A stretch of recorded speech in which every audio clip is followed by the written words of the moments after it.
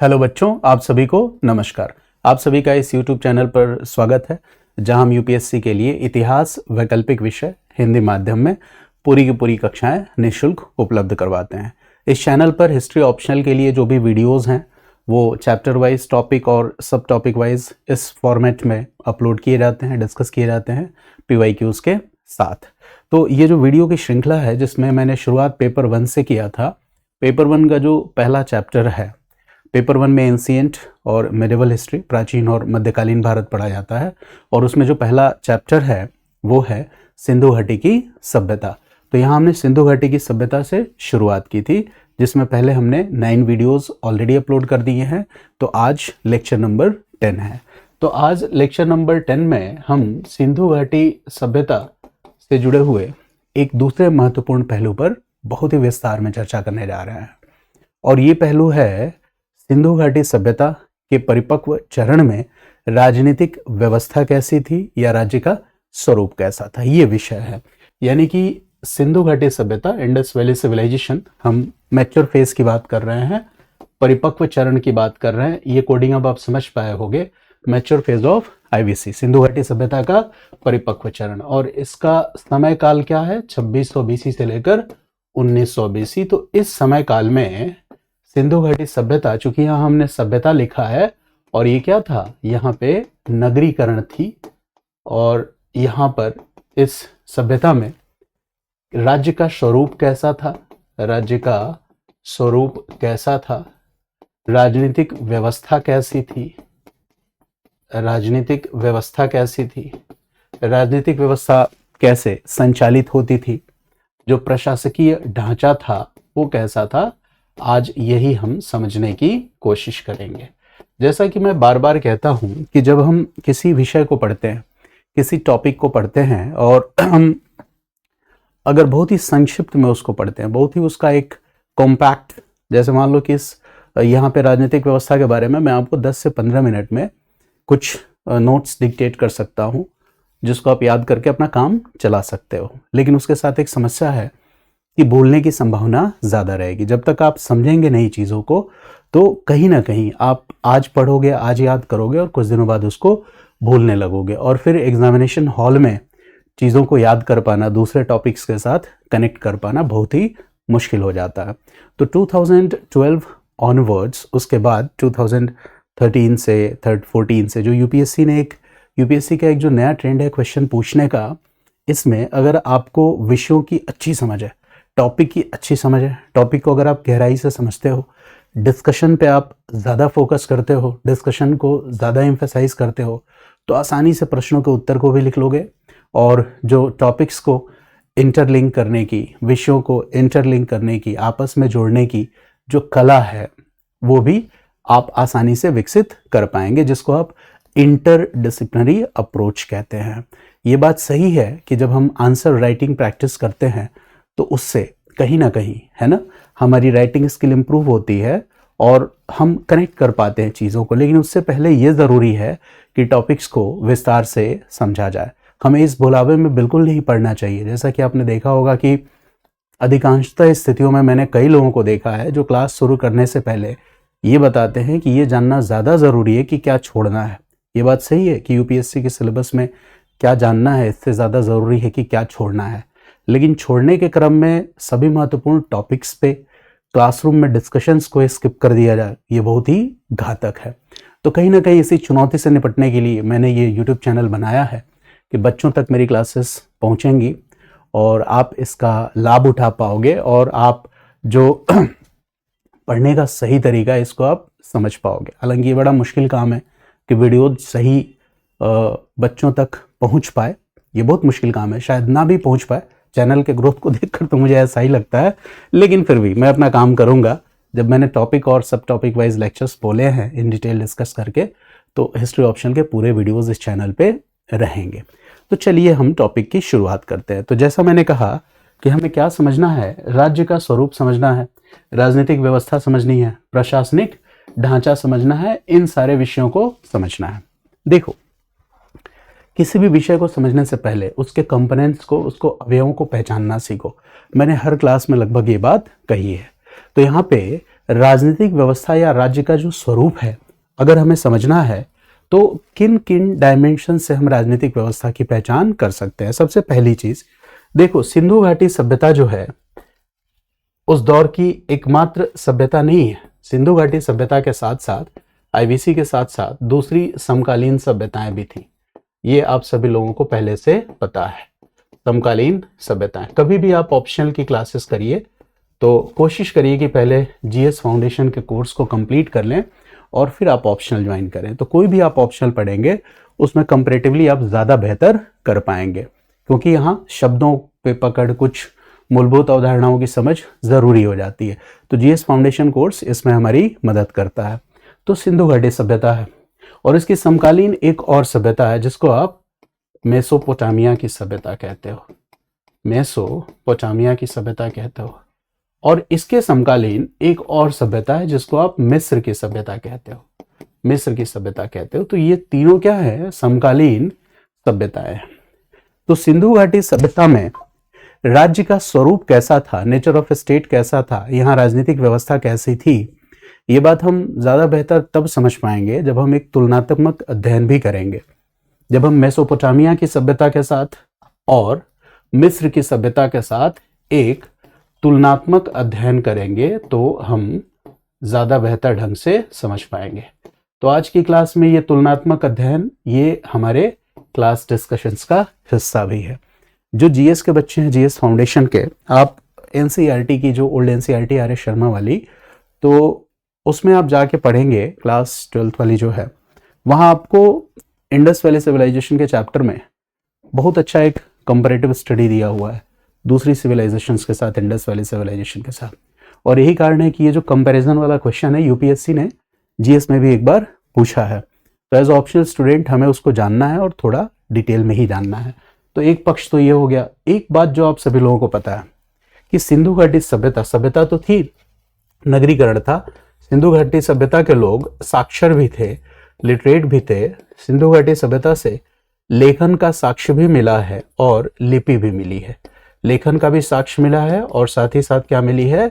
लिपि भी मिली है, जिसे हम क्या कहते हैं? चित्रात्मक, पिक्टोग्राफिक स्क्रिप्ट, भाव चित्रात्मक या पिक्टोग्राफिक स्क्रिप्ट। एक क्लास, एक वीडियो में अलग से अपलोड करूंगा जिसमें मैं स्पेशली सिंधु घाटी सभ्यता में जो स्क्रिप्ट है, लिपि है, या सिंधु घाटी सभ्यता में क्या हमें साइंस, टेक्नोलॉजी, इनोवेशन, विज्ञान प्रौद्योगिकी या नवोन्मेष या टेक्नोलॉजिकल अपग्रेडेशन के क्या क्या साक्ष्य मिलते हैं, हम उस पर भी बात करेंगे। उसकी वीडियो में एक अलग से डालूंगा, अपलोड करूंगा, जो इम्पॉर्टेंट है। पूरे एंशिएंट इंडिया में हमें हर चैप्टर में इस बात को समझना है कि टेक्नोलॉजिकल डेवलपमेंट कैसा था, चाहे वो आईवीसी है या वैदिक कल्चर में क्या कहीं टेक्नोलॉजिकल डेवलपमेंट है, महाजनपद में है, मौर्य पे है, लेटर मौर्य पे है। देखो यहाँ पे टॉपिक, सब टॉपिक वाइज हम पढ़ेंगे पूरे ऑप्शनल को। और जब मैं प्रीमियम बैचेस लॉन्च करूंगा ऑप्शनल के, तो मैं एक्सपेक्ट करूंगा कि जो बच्चा मेरी क्लास में एडमिशन ले वो पहले सारे यूट्यूब वीडियोस को देखे। तो वहाँ पे जो हमारा पढ़ने का तरीका होगा वो बिल्कुल चेंज होगा। वहाँ हम इंडस वैली सिविलाइजेशन में सोसाइटी पढ़ेंगे और वहाँ से शुरू करके पूरे एंशिएंट इंडिया में सोसाइटी पढ़ेंगे, मिडिवल इंडिया में सोसाइटी पढ़ेंगे। यानी पेपर 1 में जो सेक्शन ए और सेक्शन बी है, जब हम सोसाइटी समाज पढ़ना शुरू करेंगे तो नवपाषाण काल से, नियोलिथिक से लेकर, इंडस वैली सिविलाइजेशन से लेकर मुगल काल तक, अंग्रेजों के आने तक समाज का पूरा डिस्कशन एक सीरीज में करेंगे।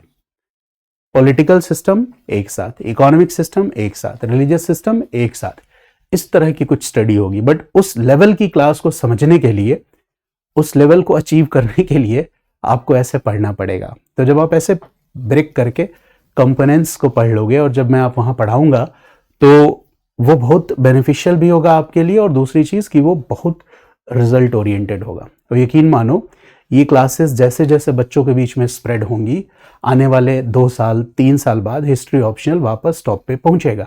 इस बात को मैं बार बार एम्फेसाइज करता हूं कि ऑप्शनल को बेहतर बनाने के लिए टीचर्स को एफर्ट करना पड़ता है। तो हम हिस्ट्री ऑप्शनल को फिर से 1 नंबर पे लेके जाएंगे, हमारी पूरी कोशिश यही है। और यहाँ पे सब कुछ फ्री अवेल करने का मेरा मोटिव ही यही है ना। हिस्ट्री ऑप्शनल टॉप पे जाएगा, जैसे इसकी परफॉर्मेंस पहले थी वैसे अभी भी होगी, कभी कोई ऑप्शनल खराब नहीं होता, ऑप्शनल अभी भी नहीं खराब हुआ है, बट हमने क्या किया है, थोड़ी मतलब अपनी तरफ से एफर्ट टीचर्स ने डालना कम शुरू कर दिया है, तो ये कहीं ना कहीं स्थिति बनी है। चलिए, तो आप ये समझ गए कि लेखन पिक्टोग्राफिक स्क्रिप्ट की हम बात कर रहे हैं, तो ये तुलनात्मक अध्ययन करेंगे। अब देखो क्या है, यहां से जो लेखन और स्क्रिप्ट हमें मिला है, ये स्क्रिप्ट अनडिसिफर्ड है। अनडिसिफर्ड का मतलब अभी तक पढ़ा नहीं जा सका है, अभी तक पढ़ा नहीं जा सका। ये भी बात आप सभी लोगों को पता है कि अभी तक इस स्क्रिप्ट को पढ़ा नहीं जा सका है, और यही कारण है कि जो आईवीसी वाला फेज है, इंडस वैली सिविलाइजेशन वाला फेज, इसको हम प्रोटो हिस्ट्री भी कहते हैं। प्रोटो हिस्ट्री को हम हिंदी में क्या कहते हैं, आद्य इतिहास। तो आद्य इतिहास का मतलब जहां से लिखित साक्ष्य, रिटन डॉक्यूमेंट्स मिले तो हों, लेकिन उन रिटन डॉक्यूमेंट्स को पढ़ा नहीं जा सका हो। Written documents have been found but not yet discovered, तो उसी को हम कहते हैं आद्य इतिहास। अब समझो इस बात को कि मेसोपोटामिया से रिटन रिकॉर्ड मिला है और लिखित अभिलेख मिला है और इसे पढ़ा भी गया है। यहां से भी लिखित साक्ष्य मिला है, इसे पढ़ा भी गया है। तो देखो, यहां स्क्रिप्ट है, ये डिसिफर्ड है, पढ़ा जा सका है। यहां भी स्क्रिप्ट है, इसे भी डिसिफर किया गया है, पढ़ा गया है। तो देखो, यहां पे जो रिटन रिकॉर्ड्स है, written records have a voice in Mesopotamia and Egypt. Mesopotamia और इजिप्ट में जो लिखित अभिलेख हैं या लिखित साक्ष्य हैं, रिटन रिकॉर्ड्स हैं, इनका क्या है, एक वॉइस है। यहां पे भी written records have a voice. लिखित साक्ष्य या अभिलेख जो है, ये मौन नहीं है, ये व्याख्या कर रहे हैं बहुत सारी चीजों की। सिंधु घाटी सभ्यता के जो रिटन रिकॉर्ड्स हैं, लिखित अभिलेख या साक्ष्य हैं, ये क्या है, ये साइलेंट हैं, मौन है, क्योंकि इन्हें पढ़ा नहीं जा सका है। और ऐसी दशा में यहां पर हमारी पूरी की पूरी निर्भरता आर्कियोलॉजिकल एविडेंसेस, पुरातात्विक साक्ष्य या पुरातात्विक प्रमाण और उनसे प्राप्त निष्कर्षों पे जाके टिक गई है। तो जैसे जैसे नए साक्ष्य सामने आते जाते हैं, सिंधु घाटी सभ्यता में व्याख्याओं में थोड़ी बहुत फेरबदल होती रहती है। संभावना है कि कल को जो डॉक्यूमेंट है, अगर इसको हमने पढ़ लिया तो हमारी मान्यता सिंधु घाटी सभ्यता के बारे में, बहुत सारी चीजों के बारे में बदल भी सकती है। इस बात की संभावना है। तो देखो, जहां रिटन रिकॉर्ड नहीं है, वहां पे पॉलिटिकल सिस्टम के बारे में, राजनीतिक व्यवस्था के बारे में, या राजनीतिक व्यवस्था में जो प्रशासनिक सोपान क्रमिक व्यवस्था है, एडमिनिस्ट्रेटिव हायरार्की है, इसके बारे में कुछ भी कहना थोड़ा मुश्किल होगा। थोड़ा नहीं, हम अनिश्चितता से कह सकते हैं, शायद या संभवतः ऐसा रहा होगा, हम कह सकते हैं। यानी हमारी जो भी व्याख्या होगी वो पुरातात्विक साक्ष्य या पुरातात्विक प्रमाणों के आलोक में ही होगी, in the light of archaeological evidences. हमारी सारी व्याख्याएं उसी तरह से केंद्रित हो जाएगी। तो ये बात हमें समझना है कि यहाँ की जो व्याख्या है, ये अनिश्चितताओं से भरी हुई है। इतिहासकार जो हैं, सिंधु घाटी सभ्यता के बारे में जब उसके राजनीतिक स्वरूप के बारे में बताते हैं, तो बहुत सारे इतिहासकारों के ओपिनियन और विचार डिफर करते हैं, और उनके ओपिनियन या विचार का आधार क्या है, ये भी उन लोगों ने एक्सप्लेन किया है।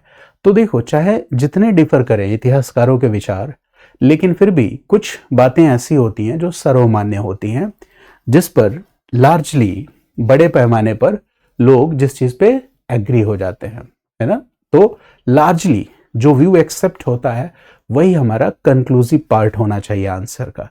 यानी जब भी हम यूपीएससी में आंसर्स को लिख रहे हैं, तो बार बार आप क्वेश्चन पढ़ोगे तो आप पाओगे लिखा गया होता है कि what do you understand, what do you mean, critically examine, तमाम तरह के शब्द प्रयोग किए गए होते हैं।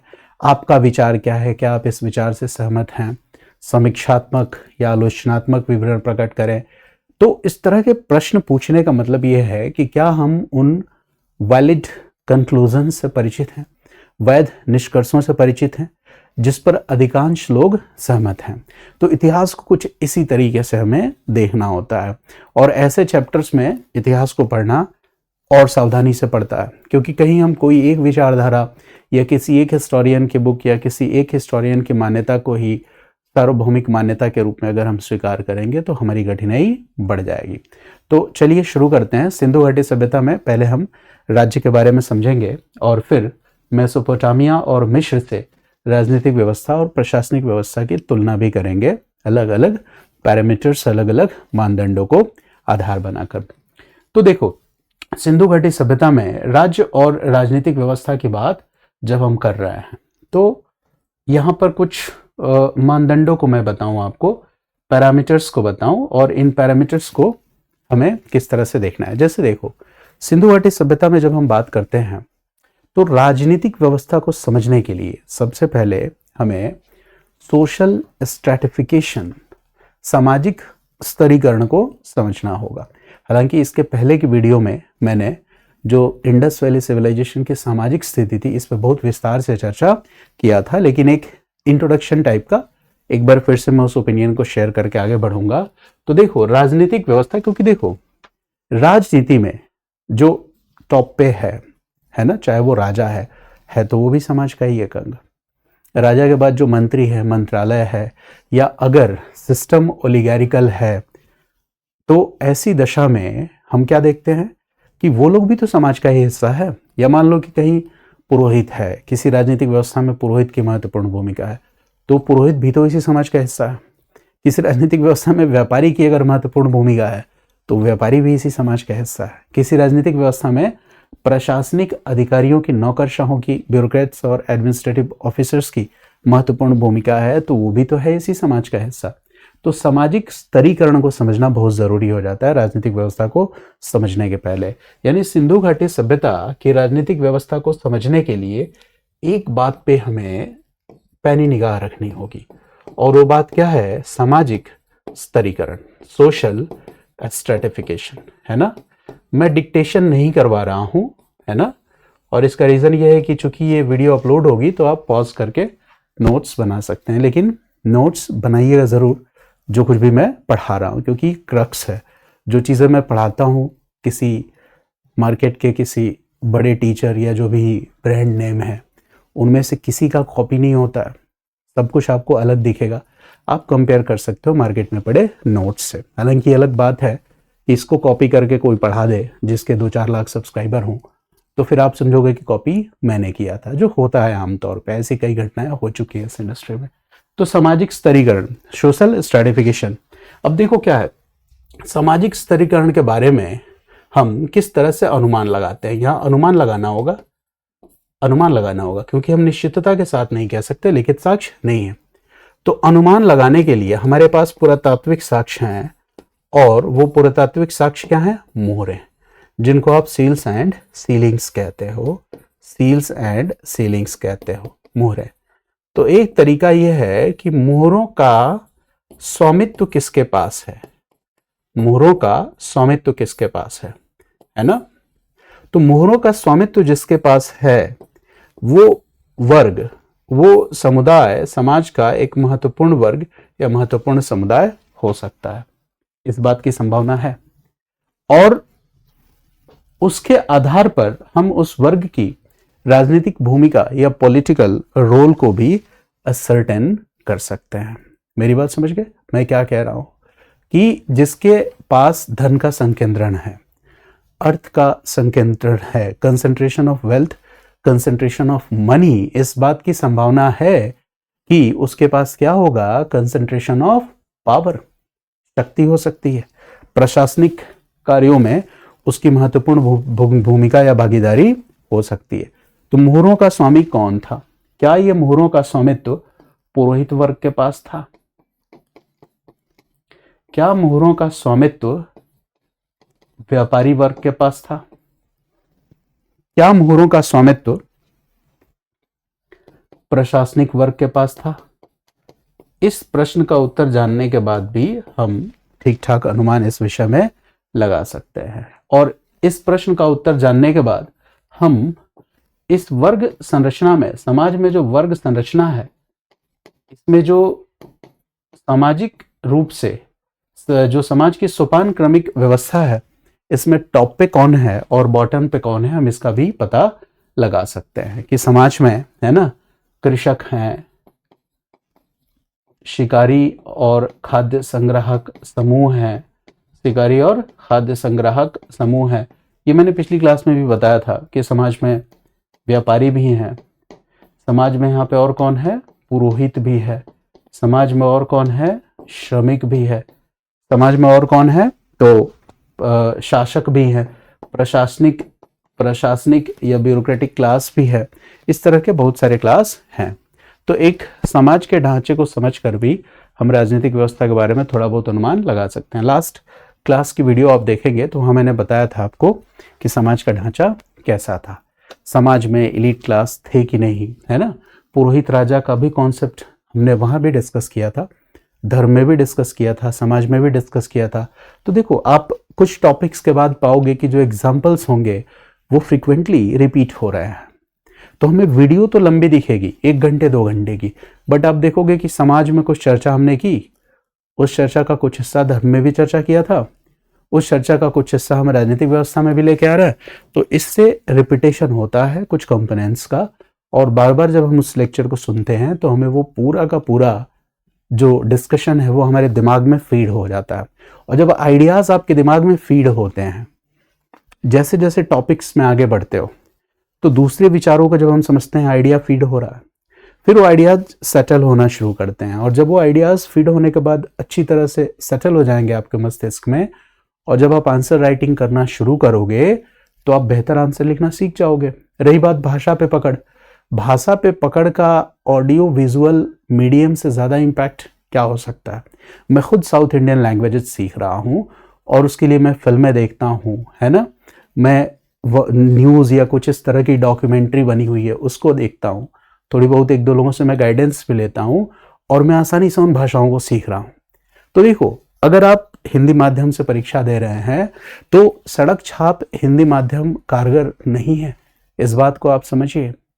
एक फॉल्स इंप्रेशन होना कि हमने ऑप्शनल कंप्लीट कर लिया, और सही ढंग से पढ़ना, उस स्टैंडर्ड को मेंटेन करते हुए पढ़ना, ये बहुत ज़रूरी है इस एग्ज़ाम के लिए। सुनने में बातें थोड़ी कड़वी लगेंगी, लेकिन यही सच्चाई है। किसी चीज़ को रोचक बनाकर प्रस्तुत कर देना, और परीक्षा की डिमांड के अकॉर्डिंग, जैसे ये जो मेरा प्रोडक्ट है सोशल प्रोडक्ट ही है, एजुकेशन, मैं कुछ पढ़ा रहा हूँ, बट इस परीक्षा की मांग के अकॉर्डिंग मैंने अपने प्रोडक्ट को डिज़ाइन किया है।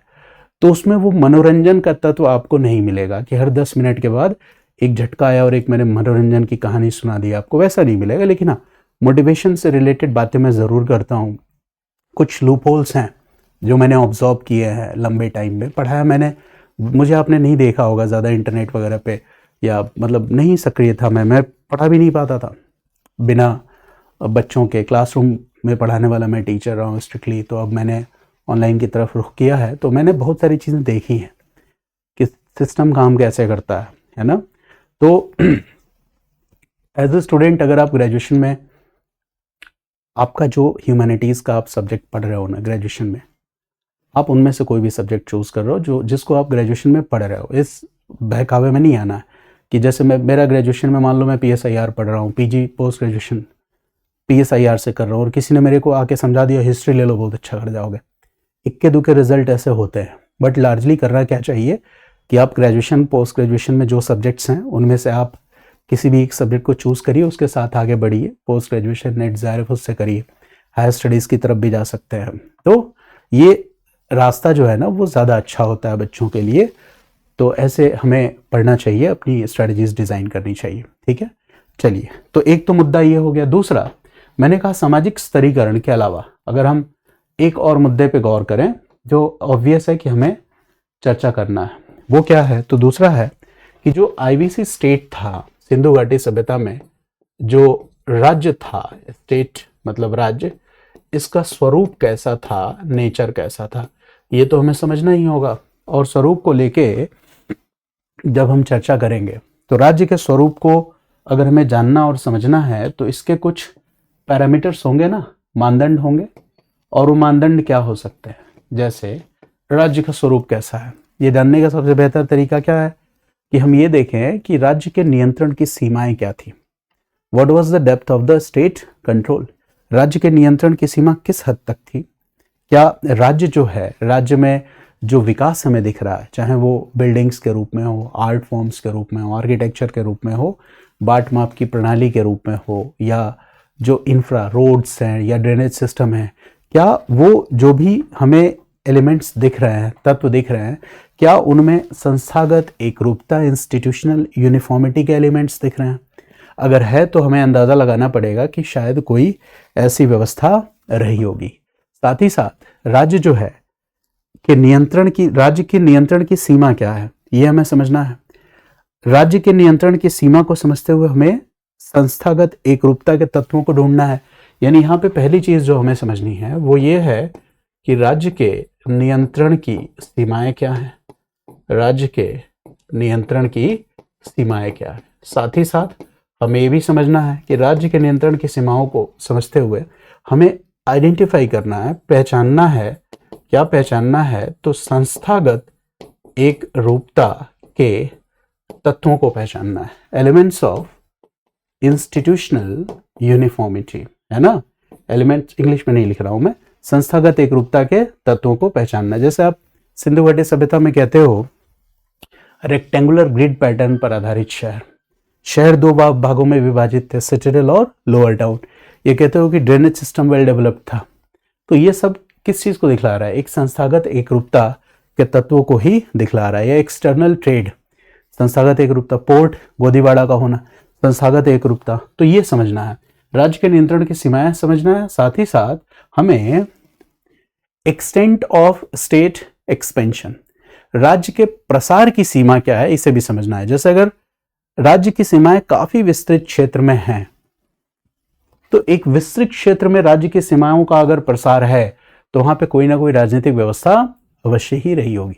तो प्रसार कैसा है और राजनीतिक व्यवस्था कैसी रही होगी, इस पे भी हम चर्चा करेंगे। तो दूसरी जो महत्वपूर्ण बात हो गई वो हो गई राज्य के प्रसार की सीमा, है ना, extent of expansion of state, राज्य के प्रसार की सीमा। तो इस मुद्दे पे भी हमें थोड़ा सा गौर करना होगा। फिर और हम आगे बढ़ते हैं, और क्या एलिमेंट को हम देख सकते हैं। राज्य अगर है, राजनीतिक व्यवस्था है, और अगर राज्य की सीमा काफी विस्तारित है, तो इस बात की संभावना है कि उस राज्य की सैन्य क्षमता भी रही होगी। तो सिंधु घाटी सभ्यता में आईवीसी स्टेट की जो सैन्य क्षमता थी, मिलिट्री पावर थी, वो कैसी थी?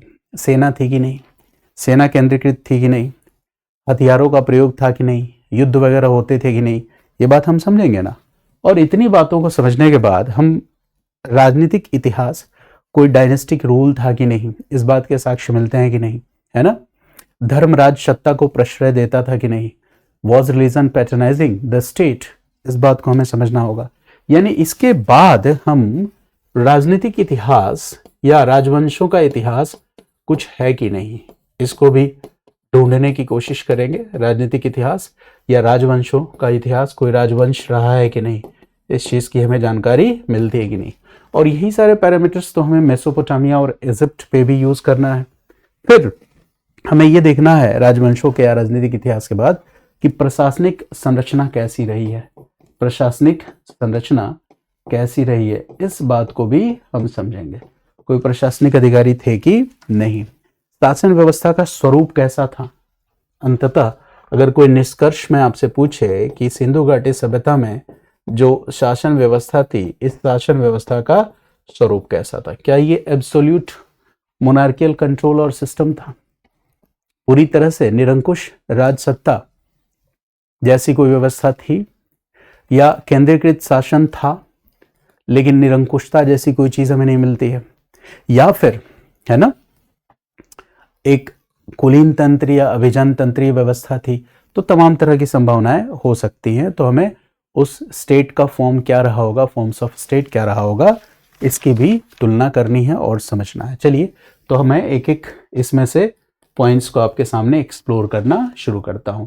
तो जैसा मैंने बताया कि पहले तो तुलना हम बाद में करेंगे, पहले हम सिंधु घाटी सभ्यता में राज्य को समझ लेते हैं, तो फिर तुलना हमारे लिए करना ज़्यादा आसान होगा। तो पहला जो डायमेंशन है वो यही है, सामाजिक स्तरीकरण। तो आइए हम इसी को समझते हैं। जो पहला डायमेंशन था, सामाजिक स्तरीकरण। तो सामाजिक स्तरीकरण में हम क्या रिलेट कर पा रहे हैं या क्या समझ पा रहे हैं। सामाजिक स्तरीकरण। तो मैंने कहा था सामाजिक स्तरीकरण को समझते हुए हमें यहाँ क्या समझना है कि जो मोहरें मिली हैं सिंधु घाटी सभ्यता से, तो इन मोहरों का स्वामित्व किसके पास था? मोहरों का स्वामित्व किसके पास था? स्वाभाविक है कि कहीं लिखा नहीं गया है कि मोहरों का स्वामित्व इस वर्ग के पास था, क्योंकि लिखित साक्ष्य मौन है। उत्तर हमें पुरातात्विक साक्ष्य ही देंगे। अब देखो क्या है, लोथल से हमें कुछ मोहरें प्राप्त हुई हैं। लोथल से हमें कुछ मोहरें प्राप्त हुई हैं। आपको पता है कि लोथल बंदरगाह भी था, यहाँ से अंतर्राष्ट्रीय व्यापार भी होता था। लोथल से डॉकयार्ड गोदीवाड़ा भी मिला है। लोथल एक पोर्ट सिटी भी था। पहले भी बता चुका हूँ कि लोथल से हमें बहुत सारे सील्स एंड सीलिंग्स मिले हैं, है ना। यानी कि यहाँ पे ट्रेड रिलेटेड ट्रांजेक्शन्स, व्यापार से संबंधित लेन देन होता था। तो देखो लोथल से हमें कुछ मर्केंडाइज गुड्स का साक्ष्य मिला है, और मर्केंडाइज गुड्स मतलब हम माल या वस्तुओं की बात कर रहे हैं। तो लोथल से हमें कुछ माल एवं वस्तुएं प्राप्त हुई हैं, मर्केंडाइज गुड्स प्राप्त हुए हैं। अब देखो कैसे, मैं क्यों कह रहा हूं, है ना, कि इस चीज को समझना है। लोथल सीलिंग्स, हाँ, तो लोथल से हमें लोथल से हमें कुछ मोहरें प्राप्त हुई है, और उन मोहरों पर जो चित्रांकन है वो किस चीज का है? माल और वस्तुओं का चित्रांकन है। ठीक है, यानी कि लोथल से माल और वस्तुओं का चित्रांकन मिलना मोहरों के ऊपर। अच्छा, माल और वस्तुएं, मर्केंडाइज गुड्स जो है, ये ऑब्वियस है कि ये ट्रेड रिलेटेड कमोडिटीज है ना, व्यापार से संबंधित वस्तुएं हैं। तो इसका नियंत्रण किसके पास होगा? व्यापारी वर्ग के पास होगा। तो लोगों ने कहा कि मोहरों पे जब चित्रांकन इस चीज का मिलता है और इसका नियंत्रण व्यापारी वर्ग के पास था, तो इससे हम एक बात एस्टैब्लिश कर सकते हैं कि मोहरों पर जो स्वामित्व रहा है वो किसका रहा होगा? व्यापारी वर्ग का रहा होगा। एक बात हम रिलेट कर सकते हैं कि व्यापारिक वर्ग का मतलब स्वामित्व रहा होगा। अब सवाल यह आता है कि अगर व्यापारिक वर्ग का स्वामित्व रहा होगा मोहरों पे, जैसे आज देखो नोट है, नोट पे आरबीआई है। इंडस वैली सिविलाइजेशन हमें कोई करेंसी तो मिलती नहीं है, मुद्रा मिलता नहीं है। तो लोगों ने कहा कि अगर व्यापारी वर्ग का नियंत्रण है, इसका मतलब व्यापारी वर्ग व्यापार वाणिज्य के लिए तो महत्वपूर्ण है ही है, और मोहरों पे चित्रांकन का मिलना यह दिखा रहा है कि यही व्यापारिक वर्ग प्रशासनिक तंत्र, एडमिनिस्ट्रेटिव मशीनरी के रूप में भी कहीं ना कहीं इंटीग्रेटेड था सिस्टम में। यानी प्रशासनिक तंत्र में, एडमिनिस्ट्रेटिव मशीनरी में जो व्यापारी वर्ग है, व्यापारी वर्ग ये क्या था? इंटीग्रेटेड था, एकीकृत था। यानी प्रशासनिक वर्ग का जो ढांचा था, उस ढांचे से जोड़ के भी हम किसको देख सकते हैं? व्यापारी वर्ग को देख सकते हैं। तो राज्य जो है, स्टेट कंट्रोल्ड गोडाउन्स हुआ करते थे, राज्य नियंत्रित गोदाम हुआ करते थे। स्टेट कंट्रोल्ड गोडाउन्स हुआ करते थे, राज्य निर्धारित गोदाम हुआ करते थे। अच्छा, इन राज्य निर्धारित गोदामों में, लोथल में गोदामों में क्या किया जाएगा? गुड्स को स्टोर किया जाएगा, मर्केंडाइज को स्टोर किया जाएगा, वस्तुओं को यहाँ पे क्या किया जाएगा? इकट्ठा किया जाएगा। तो इन सभी चीजों पे नियंत्रण कौन करता था? व्यापारी वर्ग करता था, है ना। यानी कि कहना कुछ ये चाहता है इतिहासकार कि सिंधु घाटी सभ्यता को हम फर्स्ट अर्बनाइजेशन, प्रथम शहरीकरण भी कहते हैं। सिंधु घाटी सभ्यता जानी जाती है अपनी समृद्ध आर्थिक स्थिति के लिए। यह समृद्ध आर्थिक स्थिति समृद्ध व्यापार वाणिज्य की दशा में ही संभव है, और ये जो समृद्ध व्यापार वाणिज्य की दशाएं हैं, ये इसमें सबसे महत्वपूर्ण भूमिका कौन निभा रहा है? व्यापारी वर्ग। तो यहां पर मोहरों के स्वामित्व को किससे जोड़ने की कोशिश की गई? व्यापारी वर्ग को। यानी कि दिखाने की कोशिश यहां पे ये की जा रही है कि व्यापारी वर्ग की प्रशासन में भी महत्वपूर्ण भूमिका है। आगे कुछ इतिहासकारों के विचार में बताऊंगा, तब आप समझ पाओगे कि ये वाला पार्ट मैं क्यों डिस्कस कर रहा हूं। अदरवाइज मैं सिर्फ ऐसे बोलता और आपको रट्टा मारना पड़ता, है ना। तो अभी ये रिलेट होगा। दूसरी चीज, अब इसी तरह से एक और एक्सप्लेनेशन आता है कि क्या मोहरों पर स्वामित्व जो है वो इसी में मैं आगे कंटिन्यू करता हूं। क्या मोहरों पर स्वामित्व पुरोहित वर्ग का रहा है? दूसरा विचार, तो मोहरों पर स्वामित्व पुरोहित वर्ग। अब इस चीज को हम कैसे रिलेट करें? पुरोहित वर्ग के स्वामित्व को। तो देखो, मार्टिमर व्हीलर का नाम आपने सुना होगा, कई बार मैं पहले भी ये नाम ले चुका हूं, व्हीलर का नाम है ना, पुरोहित वर्ग। तो मार्टिमर व्हीलर ने क्या किया कि मोहनजोदड़ो से एक पुरातात्विक अवशेष के रूप में एक छोटी सी संरचना, जो घरनुमा संरचना है, उसको डिस्कवर किया, है ना। तो व्हीलर की खोज है, मार्टिमर व्हीलर, इनकी खोज है कहां से? मोहनजोदारो से, है ना। तो व्हीलर ने क्या किया कि मोहनजोदारो से पुरातात्विक अवशेष के रूप में पुरातात्विक अवशेष के रूप में एक छोटी सी संरचना को डिस्कवर किया। अब ये छोटी सी जो संरचना है, ये घरनुमा संरचना है, हाउस लाइक है। घरनुमा का मतलब हो गया हाउस लाइक संरचना है। लेकिन व्हीलर ने अपनी एक्सप्लेनेशन देते हुए ये कहा कि ये जो छोटी सी संरचना है, ये संभवतः, ये जो घरनुमा संरचना है, यह संभवतः मंदिर है, यह संभवतः, प्रोबेबली यह क्या है? मंदिर है, संभवतः मंदिर है। एक बात मैं फिर से बताऊं, जो एक सर्वमान्य विचार है, प्रीलिम्स में भी ये क्वेश्चन पूछा गया है। तो देखो, प्रीलिम्स में जब क्वेश्चन पूछा गया था तो कितने सावधानी से लाइन लिखा हुआ था उसमें कि सिंधु घाटी सभ्यता में विशाल मंदिर और महल थे, बड़े मंदिर और महल थे। तो वो इनकरेक्ट स्टेटमेंट था, गलत था।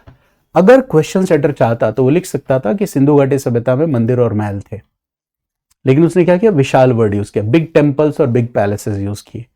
बिग टेम्पल्स और बिग पैलेसेस, बिग यूज करने के पीछे रीजन ही यही था, हाँ, मंदिर नहीं थे, बिग टेम्पल्स नहीं थे, लेकिन व्हीलर की एक डिस्कवरी है, मार्टिमर व्हीलर की, और वो एक छोटे से घरनुमा संरचना को मंदिर कहते हैं।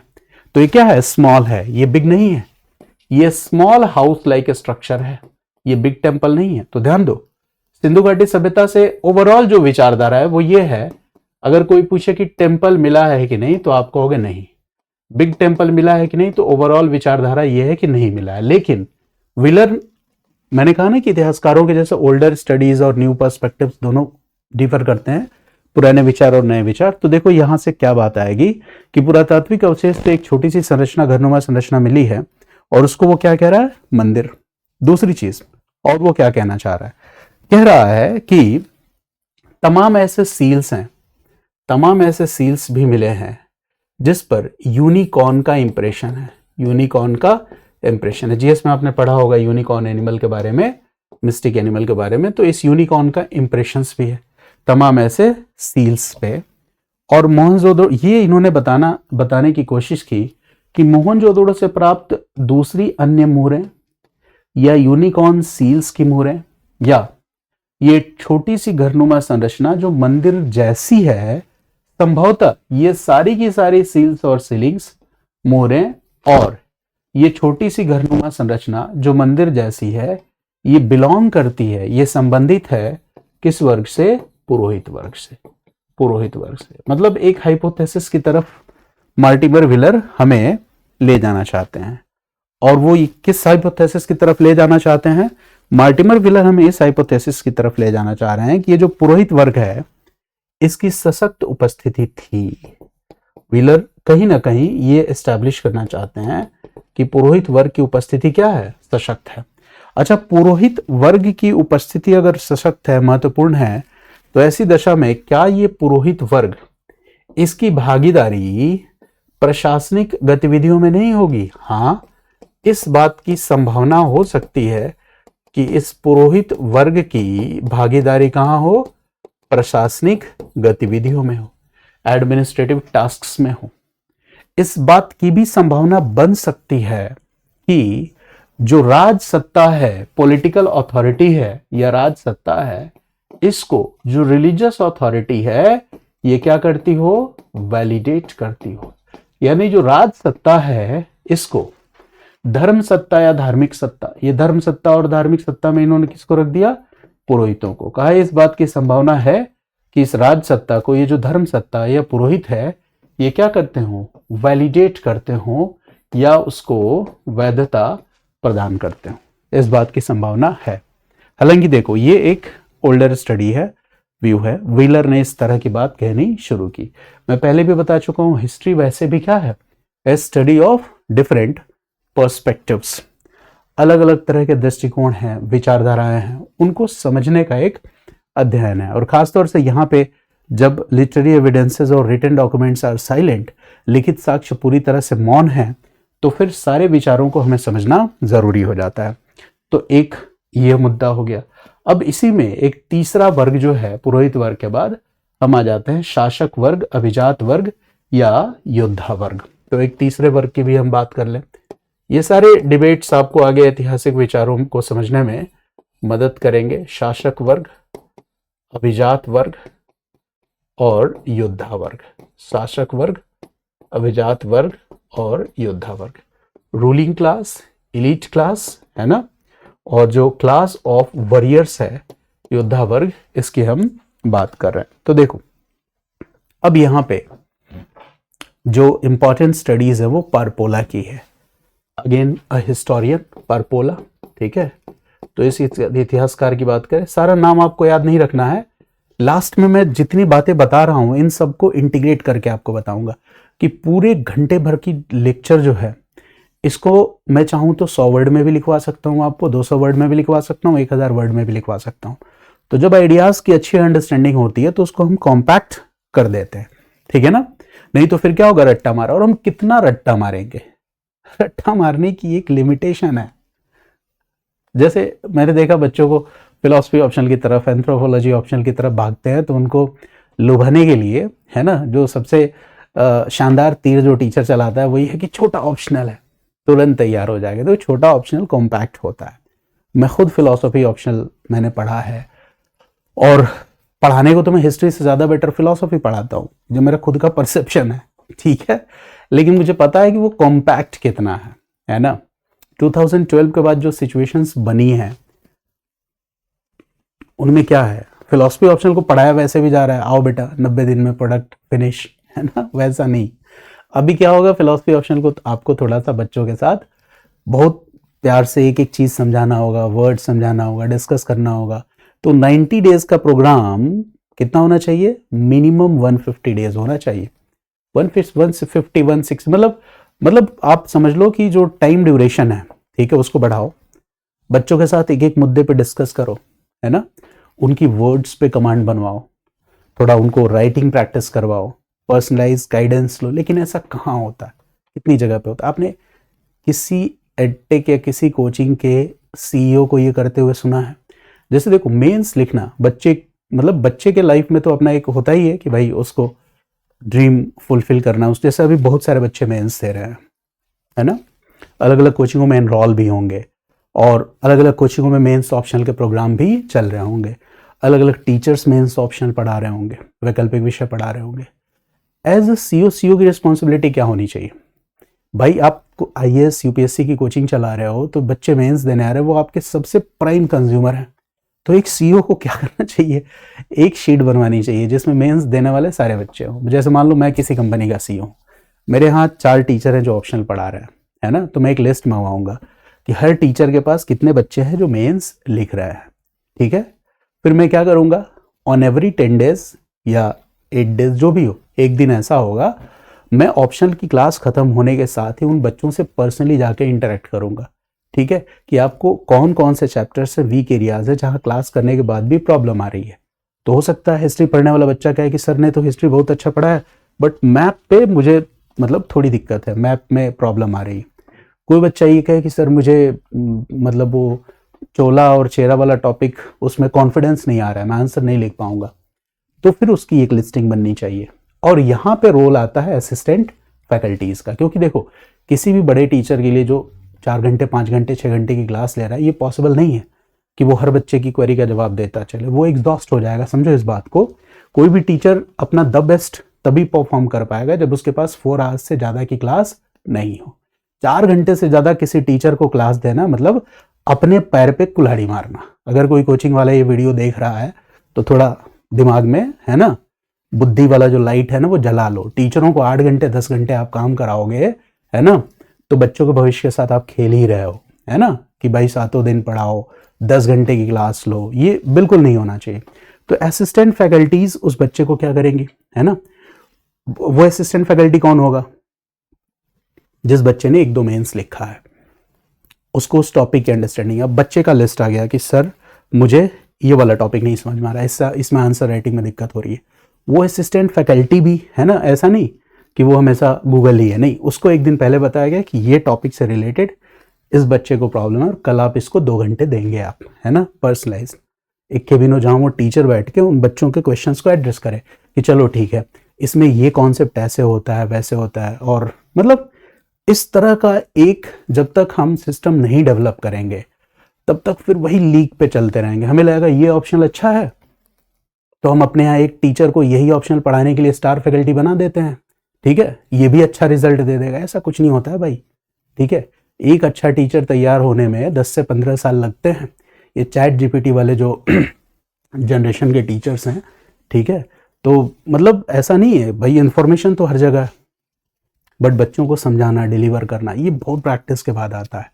तो आपको उन बच्चों के लिए बहुत अलर्ट रहना होगा जो आपके यहाँ से मेंस दे रहे हैं, आपको नज़र रखनी होगी टीचर ऑनेस्टली काम कर रहा है कि नहीं। असिस्टेंट फैकल्टीज से मतलब फैकल्टीज के साथ असिस्टेंट फैकल्टीज होना ही चाहिए। एक टीचर के कंधे पे आप पूरा बोझ नहीं डाल सकते।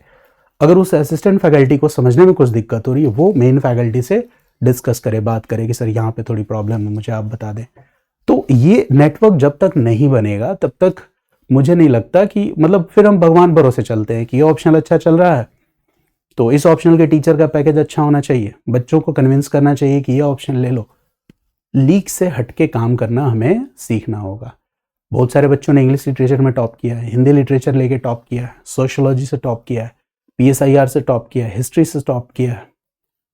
तो कहीं UPSC ने लिख के दिया है क्या कि हम इस ऑप्शनल को के साथ फेवरेटिज्म है ना, नहीं। अगर किसी ऑप्शन से रिजल्ट अच्छा नहीं हो रहा है लगातार, ठीक है, तो थोड़ा सोचने की जरूरत है कि क्यों ऐसा हो रहा है। हम देखो एज ए कोचिंग हम क्या कर रहे हैं, हम किसी सोशल प्रोडक्ट को बेच रहे हैं ना।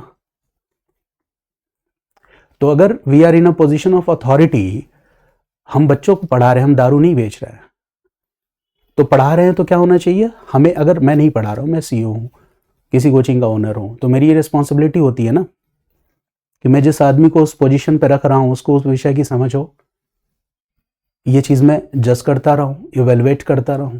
और अगर ये हमें समझ नहीं है तो हमें क्या करना चाहिए, हमें किसी दूसरे आदमी को अपॉइंट करना चाहिए जिसको इस बात की समझ है, उसको सैलरी देनी चाहिए। तो ये सारी चीज़ें लूप होल्स हैं इस इंडस्ट्री की, है ना।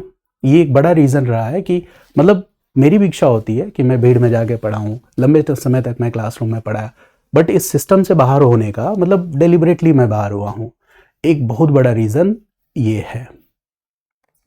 और ये चीज़ें इम्प्रूव तभी होंगी जब कुछ सिंसियर लोग इन चीज़ों पे ध्यान देंगे और इसको बेहतर बनाने की कोशिश करेंगे। तो पारपोला का जो स्टडी है, मैंने बताया था सिर्फ पढ़ाने के लिए यूट्यूब चैनल नहीं बनाया, ठीक है। तो इसीलिए मैं ऐसा नहीं कि भावनाओं में बह के बोल दे रहा हूँ, नहीं, ऐसा नहीं होता है। मेरी पेड क्लासेस में मैं इधर उधर की बात बिल्कुल नहीं करता, ऐसा कुछ नहीं है कि मैं आउट ऑफ कंट्रोल हो गया हूँ। ये मैं डेलिबरेटली बोल रहा हूँ, जानबूझ के बोल रहा हूँ। चलिए, क्या बताया मैंने, शासक, अभिजात वर्ग और योद्धा वर्ग। तो जो पारपोला है, पारपोला क्या करता है बता रहा हूं। पारपोला देखो क्या हाईलाइट करने की कोशिश कर रहा है, क्या बताने की कोशिश कर रहा है। तो पारपोला को तांबे के, जैसे देखो लोहे की जानकारी तो नहीं थी ना सिंधु घाटी सभ्यता के लोगों को, ये तो आपको पता है ना, है ना। तो तांबे की बनी हुई वस्तुएं और कुछ हथियार मिले हुए हैं। तांबे की बनी हुई वस्तुएं, तांबे की बनी हुई वस्तुएं, इन वस्तुओं में से कुछ को वो किस रूप में एक्सप्लेन करता है, हथियार बताता है। मतलब लोहा नहीं था, ये बात आपको याद रखना है कि लोहा नहीं था। तांबे की बनी हुई वस्तुएं मिली है, हथियार मिले हैं, है ना, जिसको हम कहते हैं 2 hordes of copper weapons and objects, ठीक है, 2 ऐसे ढेर मिले हैं पारपोला को। अब जैसे देखो इसके अलावा मोहनजोदारो से, अब देखो जो भी हमारा विचार होगा ना, वो जो हमें एविडेंसेस मिले हैं, इन एविडेंसेस को ध्यान में रख के ही हम दे सकते हैं। मोहनजोदड़ो से हमें क्या मिला है, तो मोहनजोदड़ो से हमें एक इंस्क्रिप्शन मिला है, लेख मिला है, कुछ लिखा हुआ है। कहाँ लिखा हुआ है, तो देखो कुल्हाड़ियों पर, है ना, 2 कुल्हाड़ियां मिली हैं फिर से मैं बता रहा हूं कि ये कुल्हाड़ियां लोहे की नहीं है, ये तांबे की बनी हुई है और इन दो कुल्हाड़ियों पर कुछ लिखा हुआ है, तो इसको हमने क्या कह दिया, लेख कह दिया। कुछ लिखा हुआ है, जो कुछ भी लिखा हुआ है वो पिक्टोग्राफिक स्क्रिप्ट में है और ऐसा लग रहा है कि 7 अक्षर हैं इसमें और कुछ लिखा हुआ है ना। यानी कुल्हाड़ियों पर कुछ लिखा हुआ है, कुल्हाड़ियों पर चित्रांकन है ना। साथ ही साथ हमें क्या मिला है, हमें मिला है, जैसे इसको इंस्क्रिप्शन लोगों ने कहा, अभिलेख कह दिया, हमें क्या मिला है, तांबे की बनी हुई वस्तुएं या हथियार मिले हैं। इसके लगभग 2 ढेर हमें मिले हैं। इसके अलावा हड़प्पा से हमें फिर से, ठीक है, आप तांबे के बने हुए क्या कहोगे इसको, खंजर कह लो, है ना, डैगर्स, और एक्सेस कुल्हाड़ियां, तो तांबे के बने हुए खंजर मिले हुए हैं, तांबे की बनी हुई कुल्हाड़ियां मिली हुई हैं, खंजर मिले हुए हैं, कुल्हाड़ियां मिली हुई हैं हड़प्पा से, ये सब तांबे के बने हुए हैं। अच्छा, इतनी चीजों को देखने के बाद, ठीक है, अब क्या निष्कर्ष निकालेगा कोई। देखो, भारी मात्रा में बहुत मजबूत प्रकार के हथियार नहीं मिले हैं सिंधु घाटी सभ्यता से, ये आप याद रखिएगा, ये तो एस्टैब्लिश बात है कि भारी मात्रा में बहुत विध्वंसक, बहुत मजबूत प्रकार के हथियार नहीं मिले हैं। लेकिन, है ना, तांबे की बनी हुई वस्तुएं जो हथियार हैं, या फिर हड़प्पा से, मोहनजोदड़ो से हमें क्या मिला हुआ है, कुल्हाड़ी मिली हुई है, खंजर मिला हुआ है। कुल्हाड़ियों पे 2 कुल्हाड़ियां ऐसी हैं जिन पर चित्रांकन है, कुछ लिखा हुआ है।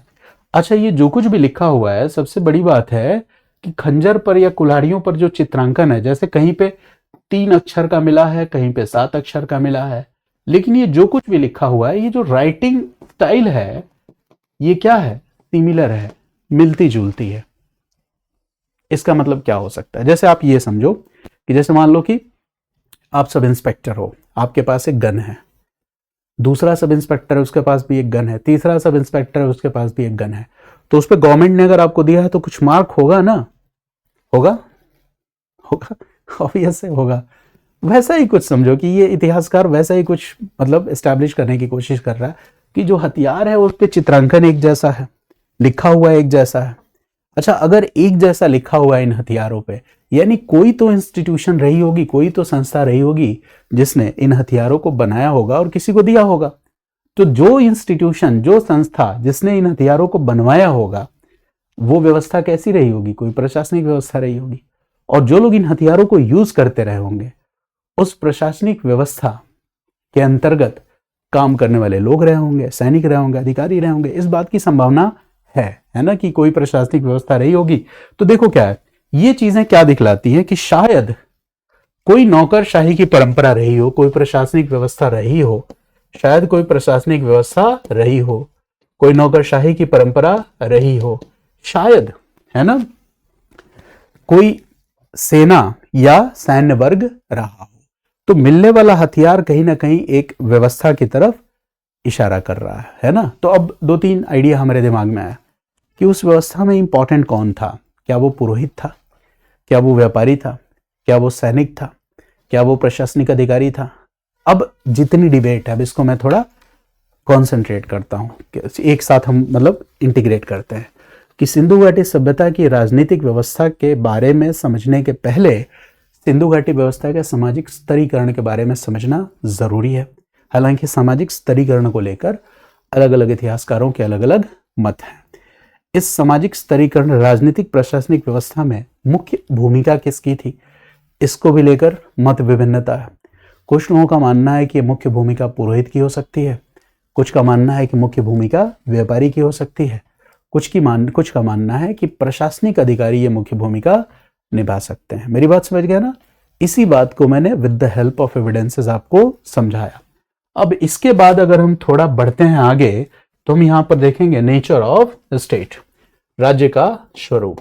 नेचर ऑफ स्टेट या राज्य का स्वरूप कैसा है, नेचर ऑफ स्टेट कैसा है, राज्य का स्वरूप कैसा है, इसको भी मैं बताना शुरू करूं। नेचर ऑफ स्टेट कैसा है, तो देखो पहले ही मैंने बताया था नेचर ऑफ स्टेट को समझने के लिए 2 एलिमेंट्स हैं कि राज्य नियंत्रण की सीमा क्या थी, है ना, इंटेंसिटी ऑफ स्टेट कंट्रोल, और दूसरा हम कह सकते हैं एक्सटेंट ऑफ स्टेट कंट्रोल। राज्य नियंत्रण का जो प्रसार था, यानी कि 2 चीजें, एक तो हमें इंटेंसिटी को समझना है, इंटेंसिटी, इसको डेप्थ ऑफ स्टेट कंट्रोल भी कह सकते हैं, और दूसरा हमें समझना है एक्सटेंट, इंटेंसिटी, और सेकेंड पॉइंट क्या हो गया, एक्सटेंट। तो इंटेंसिटी ऑफ स्टेट कंट्रोल और एक्सटेंट ऑफ स्टेट कंट्रोल, इन दो विचारों को समझो। तो इंटेंसिटी ऑफ स्टेट कंट्रोल की अगर हम बात करें तो जैसे ही हमारी नजर इंडस वैली सिविलाइजेशन पे जाती है, तो इंडस वैली सिविलाइजेशन में जो हम सिविक प्लान, नगर नियोजन की जो व्यवस्था देखते हैं वो क्या है, बहुत ही व्यवस्थित है, सुव्यवस्थित है। यानी कि इस नगर नियोजन में हमें क्या दिखता है ना, कि नगरों का नियोजन है, नगर व्यवस्थित ढंग से बने हुए हैं, आयताकार ग्रिड पैटर्न पर आधारित सड़कें हैं, आयताकार ग्रिड पैटर्न पर आधारित सड़कें हैं, है ना, आयताकार ग्रिड पैटर्न पर आधारित सड़कें हैं, rectangular grid pattern based roads हैं।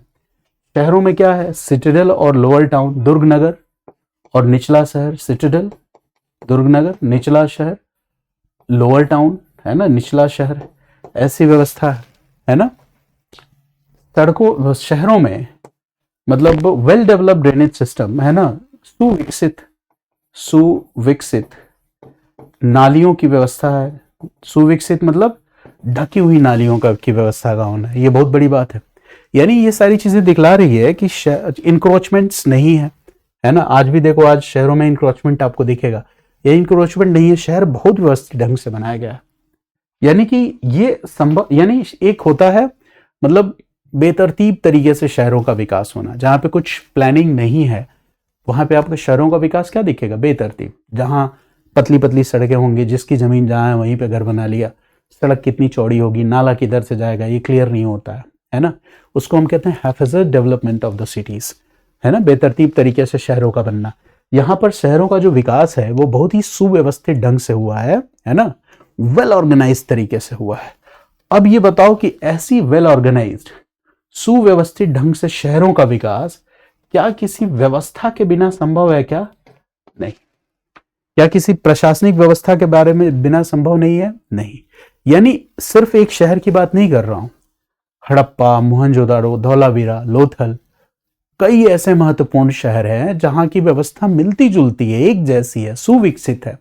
यानी कि किसी एक, ऐसा नहीं कि कोई एक शहर ही बहुत विकसित है, कई सारे शहर हैं जो विकसित शहरों की स्थिति में है। यानी कि ये जो शहरी विकास है, सुनियोजित शहरी विकास, ये मानकीकृत भी है। ये जो सुनियोजित शहरी विकास है ये क्या है, मानकीकृत भी है, स्टैंडर्डाइज्ड भी है। मानकीकृत लगाने का मतलब देखो, सुनियोजित शहरी विकास हो सकता है, हम केवल मोहनजोदड़ो की बात कर रहे हैं, लेकिन मोहनजोदड़ो, हड़प्पा, धौलावीरा, लोथल, अगर इन सब शहरों से सुव्यवस्थित शहरी विकास का वो मिलेगा तो हम कहेंगे एक जैसा विकास, तो हम कहेंगे ये क्या है, मानकीकृत है, स्टैंडर्डाइज्ड है ना। तो ऐसी दशा में, अच्छा एक और चीज है, अगर शहर इतने वेल ऑर्गेनाइज्ड होंगे, जैसे मोहनजोदड़ो इतना वेल ऑर्गेनाइज्ड है, सुव्यवस्थित है, तो शहर का सुचारू रूप से संचालन तभी होगा जब उनकी कनेक्टिविटी किसके साथ होगी, विलेजेस के साथ होगी। होगी कि नहीं?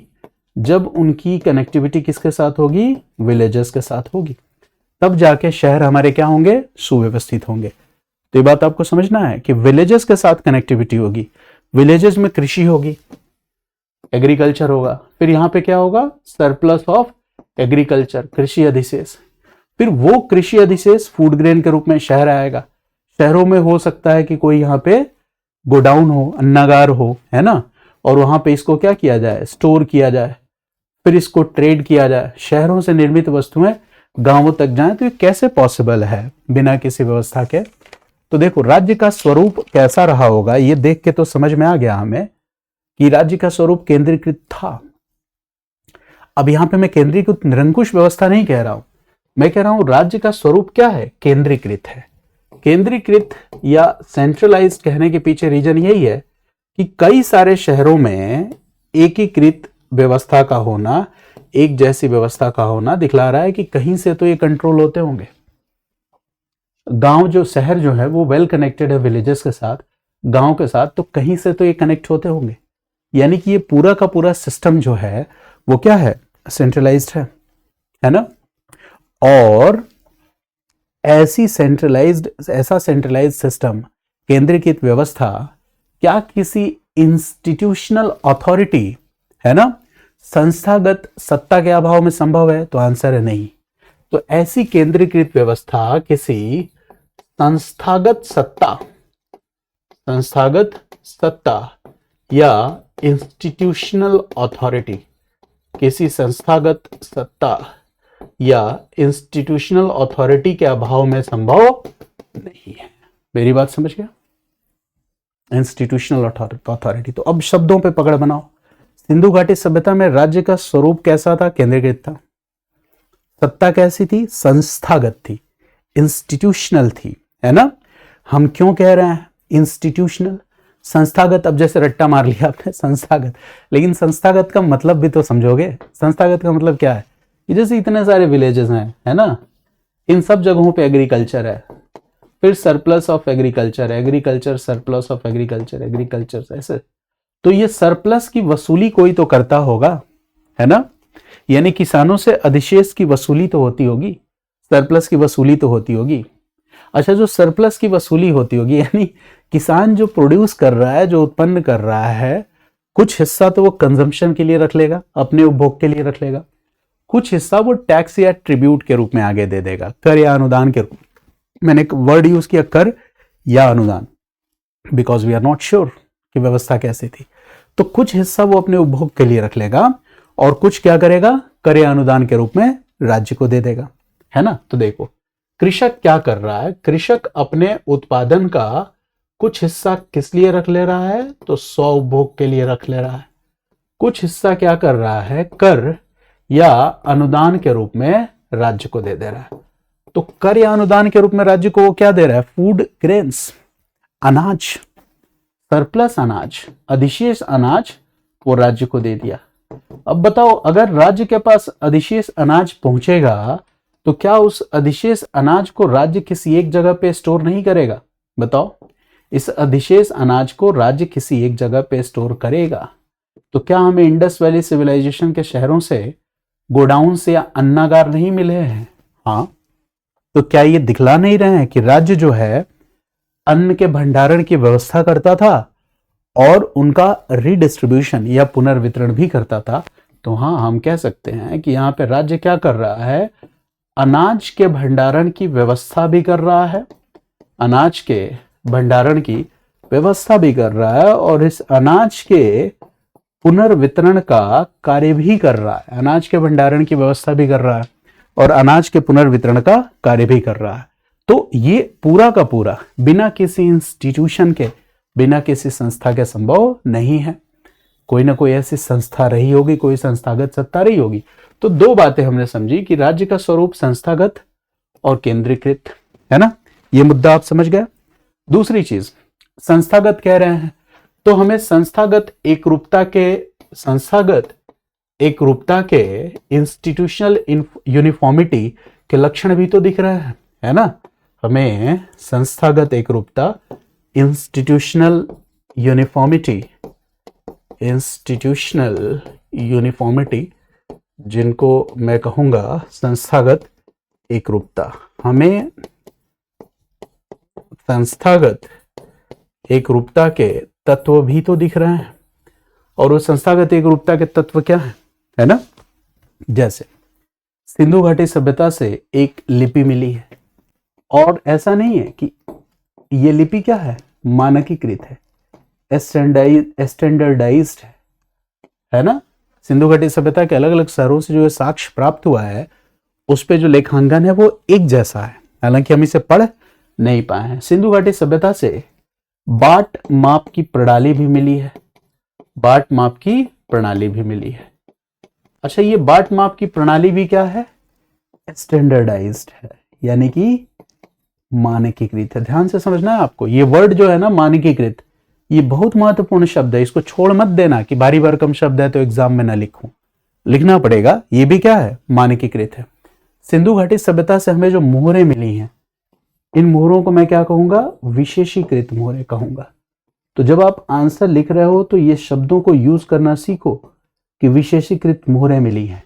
मानकीकृत बाट माप की प्रणाली। तो लेक्चर को 2-3 बार सुनोगे और स्क्रिबलिंग करोगे। मतलब स्क्रिबलिंग मतलब ऐसा नहीं कि हिंदी आसान होता है। हिंदी हम बोलते हैं तो हिंदी भाषा में एग्जाम दे लिया। अरे भाई, जिस भाषा में बोलते हैं उस भाषा में लिखना नहीं है। थोड़ा सा एक मतलब हर सब्जेक्ट का अपना एक कीवर्ड होता है वर्ड्स का, वो थोड़ा ध्यान आपको रखना पड़ेगा। अच्छा, इसी तरह से हमें मृदभांड मिले हैं, है ना, मृदभांड मिले हैं। अच्छा, मृदभांड मतलब जैसे मृदभांड सार्वभौमिक, जैसे मृदभांड का एक टाइप है। जब हम सिंधु घाटी सभ्यता के मृदभांडों की बात करते हैं तो इसे हम R&B पॉटरी कहते हैं, रेड एंड ब्लैक पॉटरी। तो देखो, सिंधु घाटी सभ्यता के परिपक्व चरण से प्राप्त मृदभांडों का एक सिग्नेचर नाम हमने दे दिया रेड एंड ब्लैक पॉटरी। यानी कि ये जो मृदभांड हैं ये कैसे मृदभांड हैं, तो आप कहोगे सार्वभौमिकीकृत मृदभांड है, यूनिवर्सलाइज्ड पॉटरी, जिसका एक नाम दे दिया गया R&B।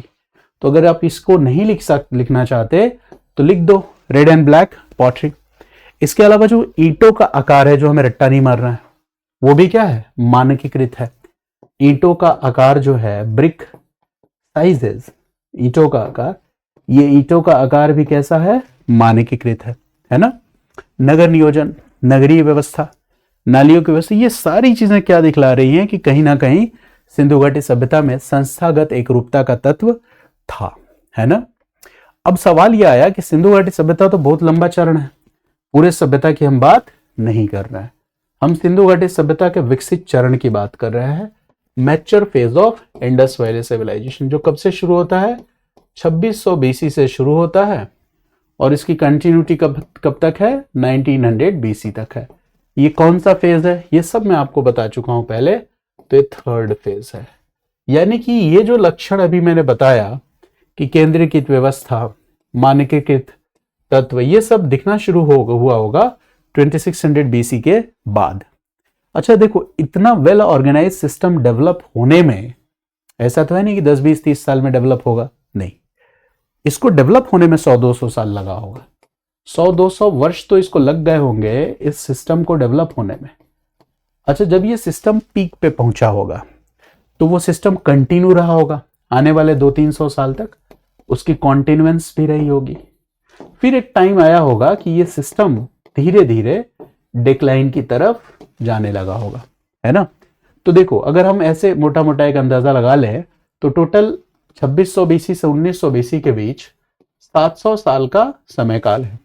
यानी अगर हम मान लें कि शुरुआती 100-200 साल में सिस्टम पूरी तरह से डेवलप था, हालांकि 2600 से अगर हम काउंट कर रहे हैं मैच्योर फेज, यानी 2600 में ही पूरी तरह से डेवलप था, तो आने वाले 300, 400, 500 साल तक अगर कोई सिस्टम कंटिन्यू रह रहा है, कोई व्यवस्था अगर बनी हुई है, तो ऐसी व्यवस्था बनी हुई रह ही नहीं सकती अगर वहां पर कोई प्रशासनिक ढांचा या संस्थागत ढांचा मौजूद ना हो।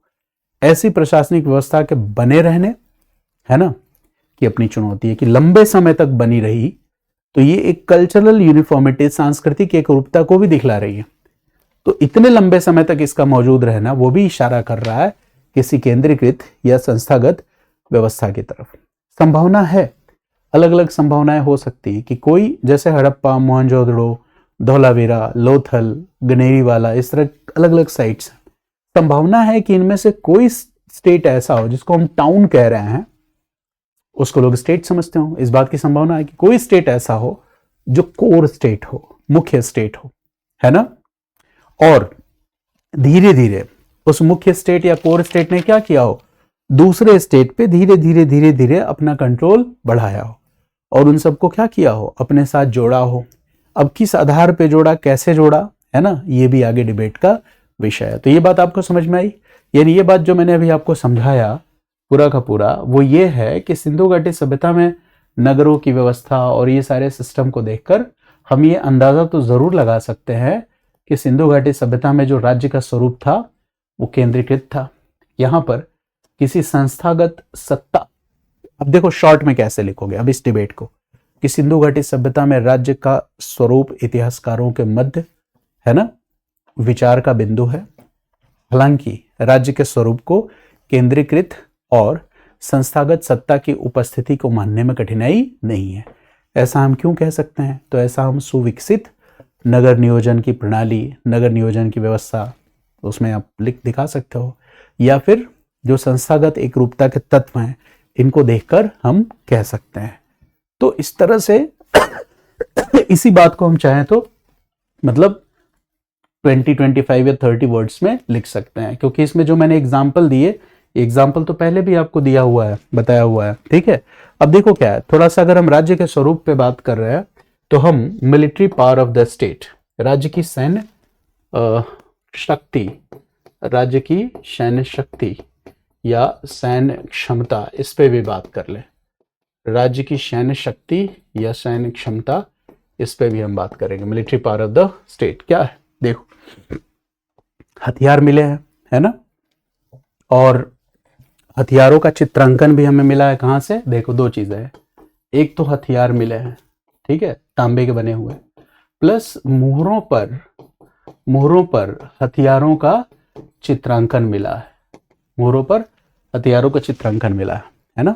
लोहे के नहीं है हथियार, प्रीलिम्स का क्वेश्चन है, याद रखना है, तांबे के बने हुए हथियार है, चित्रांकन है। तो एक बात तो हम कह सकते हैं कि अगर कोई ये कहे, है ना, कि सिंधु घाटी सभ्यता पूरी तरह से शांतिपूर्ण सभ्यता थी, है ना, पीसफुल था, तो इसको मानने में थोड़ी कठिनाई है। मोहनजोदड़ो से एक हमें तांबे का पत्र, कॉपर टैबलेट भी मिला है। मोहनजोदड़ो से एक हमें तांबे का पत्र, कॉपर टैबलेट भी मिला है। अच्छा, ये जो कॉपर टैबलेट है इस पर तीर धनुष का चित्रण है, बो एंड एरो, यानी इस कॉपर प्लेट पर तीर धनुष का चित्रण है, बो एंड एरो का चित्रण है। मेरी बात समझ गया, है ना।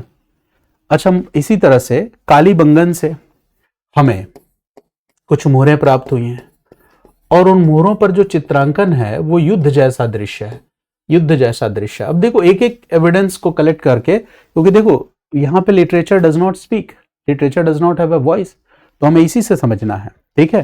तो अब आप बताओ कि तांबे का हथियार, मोहरों पर हथियारों का चित्रांकन, मोहनजोदड़ो से एक तांबे का पत्र, कॉपर टैबलेट मिला है जिस पर तीर धनुष का चित्रण है ना। कालीबंगन से हमें मोहरें मिली जिस पे युद्ध का चित्रण है। इसके अलावा, है ना, हमें बैल, जैसे देखो, जैसे घोड़े के रथ होते हैं, हॉर्स ड्रिवन कैरियट्स होते हैं, वैसे नहीं, कैरियट्स जैसी, रथ जैसी एक संरचना मिली है, और संभवतः ये बैलों द्वारा खींचा जाने वाला रथ था। तो ये बुलक कैरियट्स हम इसको कहेंगे, क्या कहेंगे, बुलक कैरियट्स, बैलों द्वारा खींचा जाने वाला रथ। तो दो तीन चीजें, युद्ध जैसा दृश्य, बैलों द्वारा खींचा जाने वाला रथ, तांबे के बने हुए हथियार, मोहरों पर हथियारों का चित्रांकन, तांबे का पत्र जिस पर तीर धनुष का चित्रण है ना। इसके अलावा शहर विन्यास जब मैंने आपको बताया था तो बताया था कि एक तो सिटाडेल एरिया है, दुर्ग वाला हिस्सा, और दूसरा निचला शहर है, लोअर टाउन।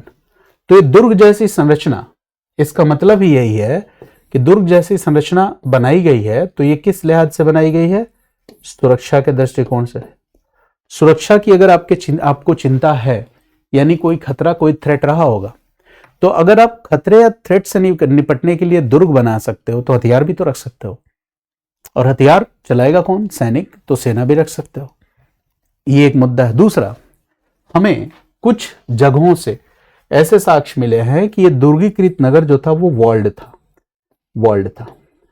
और कुछ ऐसे साइट्स हैं जहां पर हमें पूरे के पूरे शहर जो है वो वॉल्ड मिले हैं, है ना। उनमें क्या मिली है, भित्तियां मिली हैं, दीवार मिले हैं। तो ये जो वॉल्ड सिटीज हैं या वॉल्ड सिटाडेल एरिया है, एक है वॉल्ड सिटीज यानी भित्तियों वाले शहर, या जो वॉल्ड सिटाडेल एरिया है, वॉल्ड मतलब भित्तियों वाला जो दुर्ग है, दुर्ग वाला क्षेत्र जो है ना। तो इन दोनों चीजों को अगर हम देखते हैं तो इससे भी इस बात का बोध होता है कि सुरक्षा, और सुरक्षा से निपटने के लिए जो भी उपाय हो सकते हैं वो हम कर रहे हैं। तो अब आप ये बताइए, जैसे सुतकेंगोडोर था, मैंने बताया था कि कुछ एरियाज ऐसे हैं, जैसे सुतकेंगोडोर की स्थिति कहाँ है ना, वेस्ट में। तो वो क्या था, वो एक तरह से कह सकते हो कि फ्रंटल, जैसे वो ट्रेड पोस्ट भी था, व्यापारिक चौकी था, और साथ ही साथ क्या था, सुरक्षा चौकी भी था, है ना। तो जैसे अगर आप सुतकेंगोडोर देखोगे तो उसकी स्थिति कैसी थी, सुतकेंगोडोर की स्थिति, सीमा चौकी सुतकागेडोर की स्थिति कैसी थी, व्यापारिक चौकी और सीमा चौकी दोनों रूप में। तो यहां हम सिर्फ सीमा चौकी की बात करेंगे। तो कहीं ना कहीं ये फ्रंटल, है ना, फ्रंटियर्स जो है इसको प्रोटेक्ट करने का एक जरिया हो सकता है ना, यानी जो हमारी सीमाएं हैं उसको सुरक्षित करने का, उसको प्रोटेक्ट करने का एक जरिया हो सकता है। तो इस आधार पर हम कह सकते हैं कि इस बात की संभावना है। अच्छा, कुछ लोग कहेंगे कि ये हो सकता है बाढ़ को रोकने के लिए बनाया गया हो, ठीक है। तो देखो ऐसा नहीं है ना, बाहरी आक्रमण से भी भित्तियां या वॉल्स जो है वो हमें प्रोटेक्ट कर सकते हैं। तो इन सब चीजों को देख के एक बात तो हम कह ही सकते हैं कि आईबीसी स्टेट जो है, सिंधु घाटी सभ्यता का जो राज्य है, इसके पास क्या था, इसके पास पर्याप्त सैन्य शक्ति थी। आईबीसी स्टेट सिंधु घाटी सभ्यता के राज्य के पास क्या था, पर्याप्त सैन्य शक्ति थी, सफिशिएंट मिलिट्री पावर, पर्याप्त सैन्य शक्ति थी। मेरी बात समझ गए? तो ये चीजें हैं। तो एक मुद्दा आप समझ गए, है ना। अब सवाल यह है, पर्याप्त सैन्य शक्ति थी तो सिर्फ सुरक्षा या राज्य विस्तार, बाहरी क्षेत्रों को नियंत्रण करने के लिए संभावना है, हम कह सकते हैं। तो ये विचार है। तो देखो एक पुराना विचार था 1950 से 80s के दौर का विचार। तो 50 से 80s के दौर का विचार ये कहता था कि सिंधु घाटी सभ्यता, है ना, पूर्ण रूप से शांति प्रिय सभ्यता थी। यहां के लोगों को युद्ध वगैरह से कोई लेना देना नहीं था, है ना। और जैसे मैंने व्हीलर का विचार बताया, तो वो ये कहेगा कि यहां पे जो राज सत्ता थी, है ना, उसको वैलिडेट कौन करता था, ऑथोराइज कौन करता था, तो प्रीस्टली क्लास करता था, है ना। इस तरह से सत्ता बनी रहती थी। तो देखो ये उस पुराने विचार को, ये वाला जो साक्ष्य है वो कहीं ना कहीं क्या करता है, कॉन्ट्राडिक्ट करता है, ठीक है। ये बात आप समझ गए। चलिए अब हम ये देखते हैं कि हमने सेंट्रलाइज क्या क्या चीजें समझी। एक तो केंद्रीकृत राज्य, संस्थागत सत्ता, है ना, सैन्य शक्ति की उपस्थिति, महत्वपूर्ण वर्गों जैसे पुरोहित, व्यापारी और प्रशासनिक वर्ग की महत्वपूर्ण भूमिका। इतनी चीजें आपके दिमाग में बैठी कि नहीं? इतनी बात अगर मैं कहूं तो अब आप समझ पा रहे हो ना कि सिंधु घाटी सभ्यता के राज्य में, है ना, ये मुद्दे केंद्रीकृत संस्थागत सत्ता, है ना, सैन्य शक्ति की उपस्थिति, महत्वपूर्ण वर्गों की महत्वपूर्ण भूमिका, इतना तो आपके दिमाग में आ गया। एग्जाम में हमें जाके व्हीलर को ऐसा मिला था, परपोला को ऐसा मिला था नहीं लिखना है, लेकिन हम 250 या 300 वर्ड्स का कंटेंट हमारे दिमाग में रह सके, इसके लिए इट इज वेरी इंपॉर्टेंट कि कम से कम हम डिटेल डिस्कशन करें। जितना डिटेल डिस्कशन करेंगे इतनी चीजें कॉम्पैक्ट होकर ऑटोमेटिक 150-200 वर्ड्स पर आ जाएंगी, है ना। तो चूंकि ये ऑनलाइन क्लास है तो इसकी एक लिमिटेशन है। एक अच्छी क्लास वो होती है जहां पे क्लास डिस्कशंस और डिक्टेशन दोनों का प्रोपोर्शन बहुत बैलेंस होता है। यानी एक अच्छी क्लास, मतलब देखो अगर मैं 2 आवर्स की क्लास में 20 मिनट्स का डिस्कशन करूं और बाकी पूरा टाइम डिक्टेट करके लिखवा दूं तो that is not a good class. Ratio बहुत बढ़िया होना चाहिए। जैसे अगर मैं 2 आवर्स की क्लास ले रहा हूं तो मेरा डिक्टेशन होना चाहिए, क्लास डिस्कशन होना चाहिए at least 60 to 70% of the time duration मुझे डिस्कस करना है, और 30% में मैंने जो कुछ भी डिस्कस किया उसको कॉम्पैक्ट रूप में कैसे आप लिख सकते हो मैंने आपको लिखवा के बता दिया। और वो भी ऐसा नहीं कि ले लो प्रिंटेड नोट्स, नहीं, मैं कॉन्फिडेंस के साथ अपनी भाषा में आपको लिखवा पाऊं जितना मैंने आपको क्लास में समझाया। तो that makes the class the excellent class, है ना। और ये जो पेडागोगी है इसका फायदा बच्चों को मिलेगा। ये जो शिक्षण विधि है इससे आप लाभान्वित होगे, है ना। तो टीचिंग भी एक बहुत ही साइंटिफिक प्रक्रिया है ना, कि पढ़ाना, बीच बीच में बच्चों को मोटिवेट करना। इधर उधर की बकवास जो मैं करता हूं वो तो इंटेंशनली जानबूझ के करता हूं, ठीक है। मुझे पता है बहुत सारी चीजें नहीं बतानी है, लेकिन ठीक है ना, वो मैं जानबूझ के करता हूं। चलिए आगे बढ़ते हैं। कुछ और मुद्दों को समझते हैं। जैसे मैंने कहा कि राज्य की स्थिति को तो हमने समझ लिया, अब थोड़ा ये भी देखते हैं कि क्या कोई राजनीतिक इतिहास था। डायनेस्टीज हमें दिखती हैं, तो डायनेस्टीज का तो कहीं लिखा जो हुआ है, जो स्क्रिप्ट है वो हम पढ़ नहीं पाए हैं, तो हम डायनेस्टीज के बारे में कैसे बताएं, ये बहुत मुश्किल है ना। तो देखो, अब राजनीतिक इतिहास और प्रशासनिक संरचना के बारे में कुछ कंक्रीट ओपिनियन हम तैयार करेंगे। राजनीतिक इतिहास और प्रशासनिक संरचना, राजनीतिक इतिहास और प्रशासनिक संरचना, एडमिनिस्ट्रेटिव स्ट्रक्चर, पॉलिटिकल हिस्ट्री और एडमिनिस्ट्रेटिव स्ट्रक्चर। कुछ कंक्रीट बातें समझो, जैसे सेंट्रलाइज्ड एक्सपेंशन, केंद्रीकृत प्रसार का विचार, केंद्रीकृत प्रसार का विचार, the idea of centralised expansion, केंद्रीकृत प्रसार का विचार, the idea of centralised expansion. ये क्या है आइडिया ऑफ सेंट्रलाइज्ड एक्सपेंशन? समझो इस बात को। इतनी बात तो क्लियर हो गई ना कि केंद्रीकृत व्यवस्था थी, ये बात क्लियर हो गई। कोई संस्थागत सत्ता थी, ये बात भी क्लियर हो गई, है ना। सैन्य शक्ति की उपस्थिति थी, सैन्य शक्ति की उपस्थिति थी, ये बात भी क्लियर हो गई। सुरक्षा का दृष्टिकोण था, ये बात भी क्लियर हो गई। कुछ वर्गों की महत्वपूर्ण भूमिका थी, वो वर्ग कौन कौन से, अब आप समझ पा रहे होगे। कुछ वर्गों की महत्वपूर्ण भूमिका थी, ये बात भी क्लियर हो गया, है ना। अब इसी को मैंने अंदर जाके बहुत सारी चीजें एक्सप्लेन करी थी, इतनी चीजें क्लियर हो गई। अब ऐसी स्थिति में क्या इस बात की संभावना है कि केंद्रीकृत प्रसार रहा हो, centralised expansion of A state? क्या इस बात की संभावना है? क्या सेंट्रलाइज्ड एक्सपेंशन ऑफ स्टेट, राज्य के केंद्रीकृत प्रसार की संभावना है? देखो, हम कुछ भी निश्चितता के साथ, सर्टेनिटी के साथ बात नहीं कर सकते, लेकिन हम कहेंगे हाँ, इस बात की संभावना है कि सेंट्रलाइज्ड एक्सपेंशन, केंद्रीकृत प्रसार रहा हो। कैसे मान सकते हैं? जैसे सबसे ज्यादा मोहरें कहां से मिली? हड़प्पा और मोहनजोदड़ो। कल बताया था मैंने, मोहनजोदड़ो से सबसे अधिक, फिर हड़प्पा। देखो, इस बात की संभावना है कि हड़प्पा और मोहनजोदड़ो, जिनको जुड़वा राजधानियां भी हम कहते हैं, ये दोनों कोर एरियाज के रूप में हो, है ना। ये किस रूप में हो?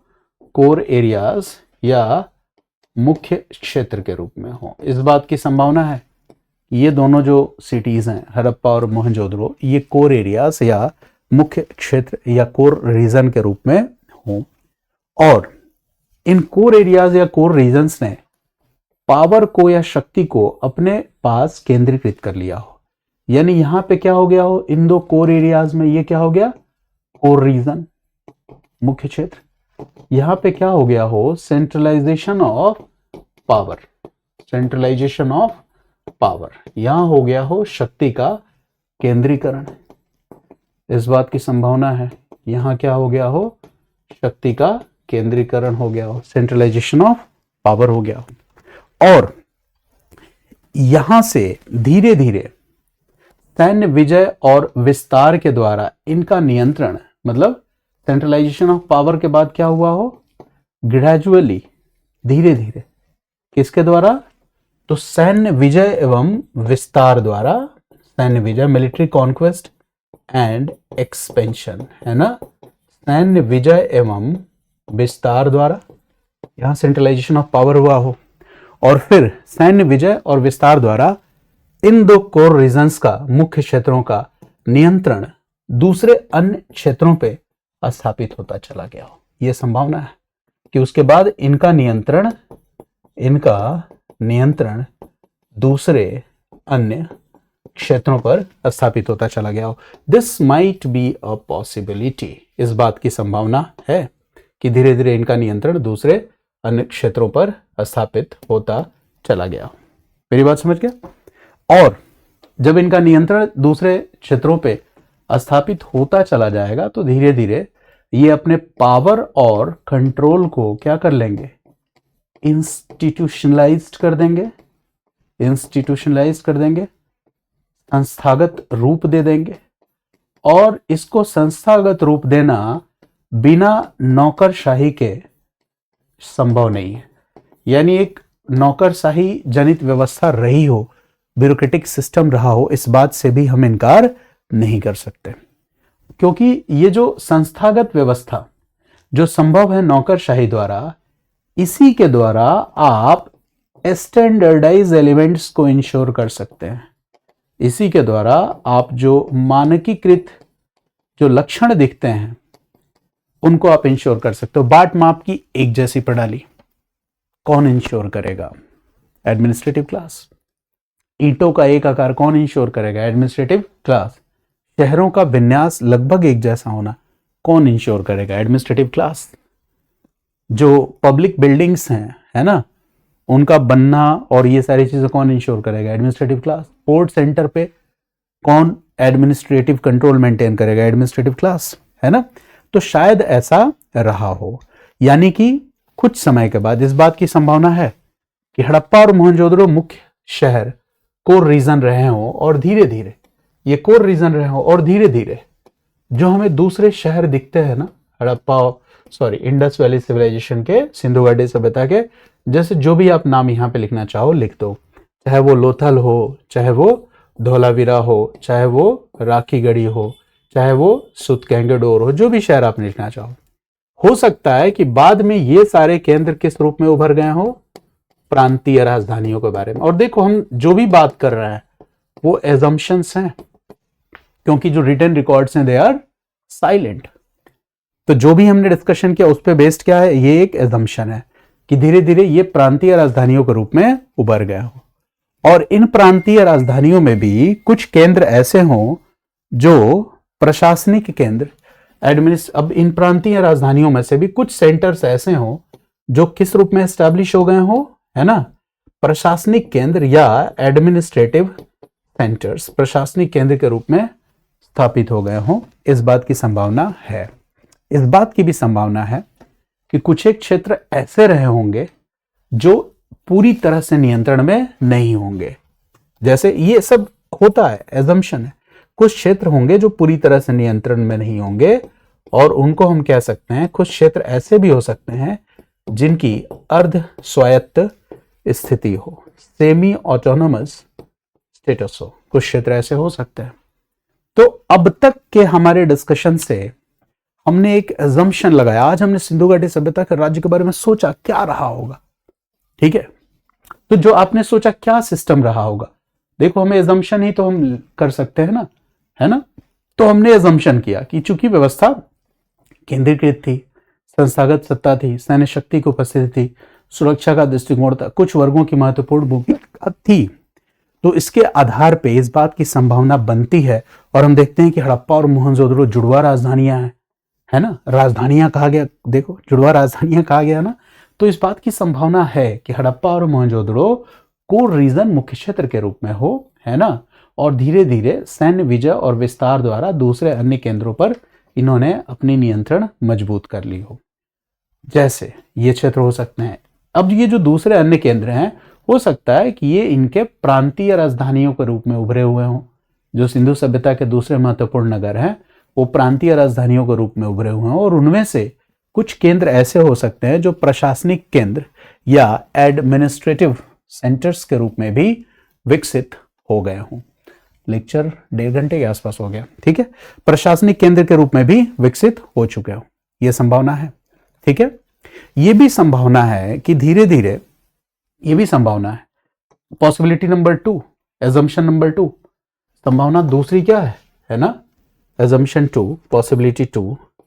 दूसरी संभावना यह हो सकती है कि दूसरी संभावना यह हो सकती है कि हड़प्पा और मोहनजोदड़ो ये मुख्य क्षेत्र रहे हो, ठीक है, और काफी सालों बाद, 100-200 साल बाद धीरे धीरे इस मुख्य क्षेत्र का जो नियंत्रण है, कंट्रोल है, ये पॉसिबिलिटी नंबर 2 है कि हड़प्पा मोहनजोदड़ो मुख्य क्षेत्र रहे हों और काफी वर्षों बाद इन मुख्य क्षेत्रों का नियंत्रण इन प्रांतीय राजधानियों पर कम हो गया हो, और ये प्रांतीय राजधानियां स्वायत्त या अर्ध स्वायत्त, स्वायत्त या अर्ध स्वायत्त क्षेत्र के रूप में उभर गई हो। इस बात के चांसेस है कि या तो इनका कंप्लीट कंट्रोल रहा हो या कुछ साल बाद वो कंट्रोल कम हो गया हो और ये स्वायत्त और अर्ध स्वायत्त, ऑटोनोमस और सेमी ऑटोनोमस सेंटर्स के रूप में इमर्ज कर गई हो। यानी हर जगह हो सकता है कि रूलर अलग अलग हो, हड़प्पा का रूलर अलग हो, मोहनजोदड़ो का अलग हो, है ना, लोथल का अलग हो, धौलावीरा का अलग हो, हर जगह हो सकता है कि रूलर अलग अलग हो। यानी एक समय ऐसा आया हो कि यहाँ पे पॉलिटिकल फ्रेगमेंटेशन या राजनीतिक विखंडन हो गया हो, पॉलिटिकल फ्रेगमेंटेशन या राजनीतिक विखंडन हो गया हो। हर शहर में शासक कौन हो, अलग अलग हो, भिन्न भिन्न हो, ये स्थिति बनी हो, है ना, पॉलिटिकल फ्रेगमेंटेशन हो गया। और अब सवाल ये होता है पॉलिटिकल फ्रेगमेंटेशन होने के बाद भी हर जगह हमें डेवलपमेंट के जो भी इंडिकेटर्स हैं वो एक जैसे क्यों दिखते हैं?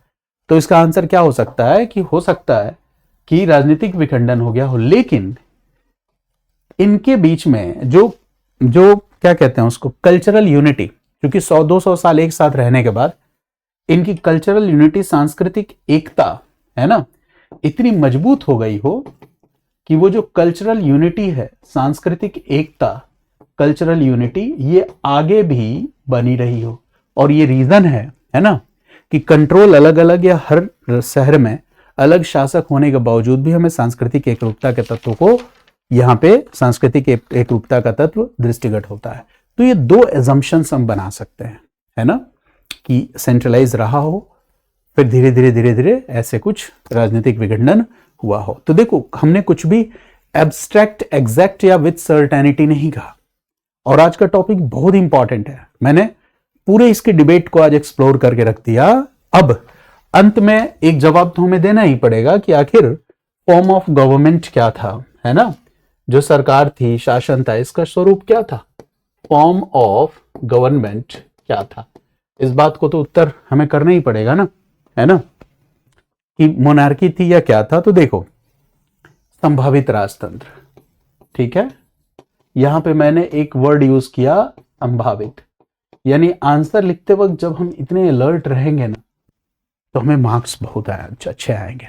संभावित राजतंत्र रहा हो, और हम क्या कह सकते हैं, यही अनुमान लगा सकते हैं क्यों संभावित राजतंत्र रहा हो। फिर आपके पास आंसर पॉइंट वही रिपीटेड है कि केंद्र, संस्थागत सत्ता, केंद्रीकृत प्रसार, नगरों में दुर्ग का होना, दुर्गीकृत विन्यास, ये सब कुछ बिना किसी स्ट्रॉन्ग सिंगुलर पॉलिटिकल हेड के संभव नहीं है, बिना किसी सशक्त एकल राजनीतिक प्रमुख के संभव नहीं है, बिना किसी सशक्त स्ट्रॉन्ग एकल सिंगुलर पॉलिटिकल हेड, सशक्त एकल राजनीतिक प्रमुख के बिना यह संभव नहीं है ना।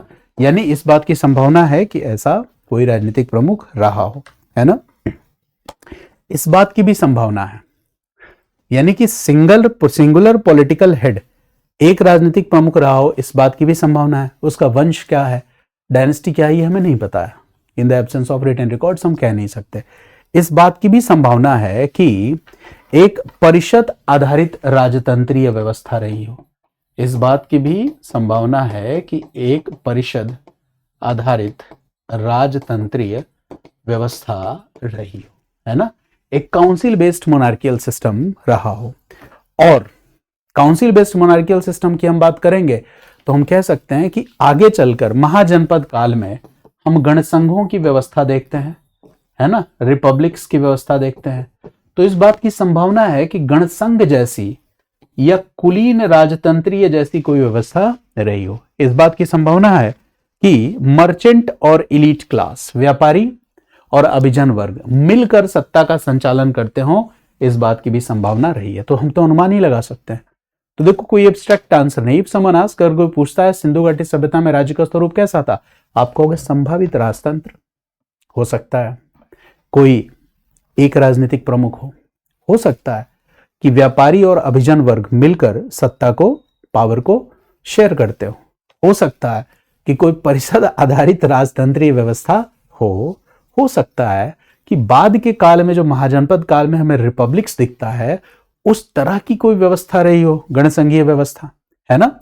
यानी कि अगर इसका निष्कर्ष दिया जाए तो हम कहेंगे कि व्यवस्था मूलतः राजतंत्रीय थी, है ना।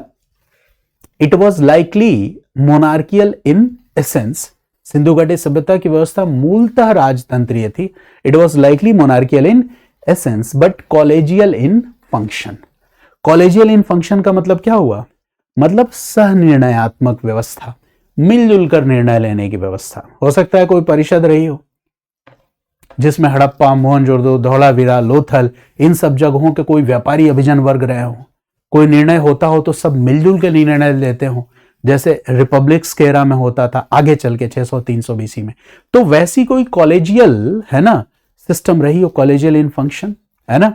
तो मोनार्कियल इन एसेंस, मूल रूप में राजतंत्री, कॉलेजियल इन फंक्शन, निर्णय लेने में मिलजुल के निर्णय लेने की व्यवस्था, है ना, जो कि आगे गणसंघ जैसी व्यवस्था कुछ रही हो। तो इस बात को हम कह सकते हैं कि मूलतः राजतंत्री, लेकिन क्रियात्मक रूप से सहनिर्णयात्मक व्यवस्था, मिलजुल कर निर्णय लेने की व्यवस्था, है ना। और कुछ हद तक बाद के काल में विकसित गणसंघ से भी मिलती जुलती व्यवस्था रही हो, है ना।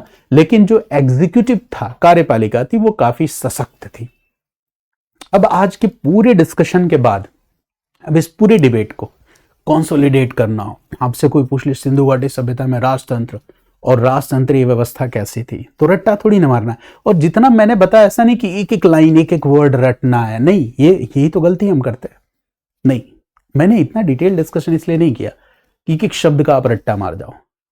मेरे इस डिस्कशन को, वीडियो को 2 बार सुनने के बाद, एक बार नोट्स बनाने के बाद, जो विचारों का सार, एसेंस ऑफ आइडियाज आपके दिमाग में बनता है ना, वही है यूपीएससी एग्जाम की डिमांड, है ना।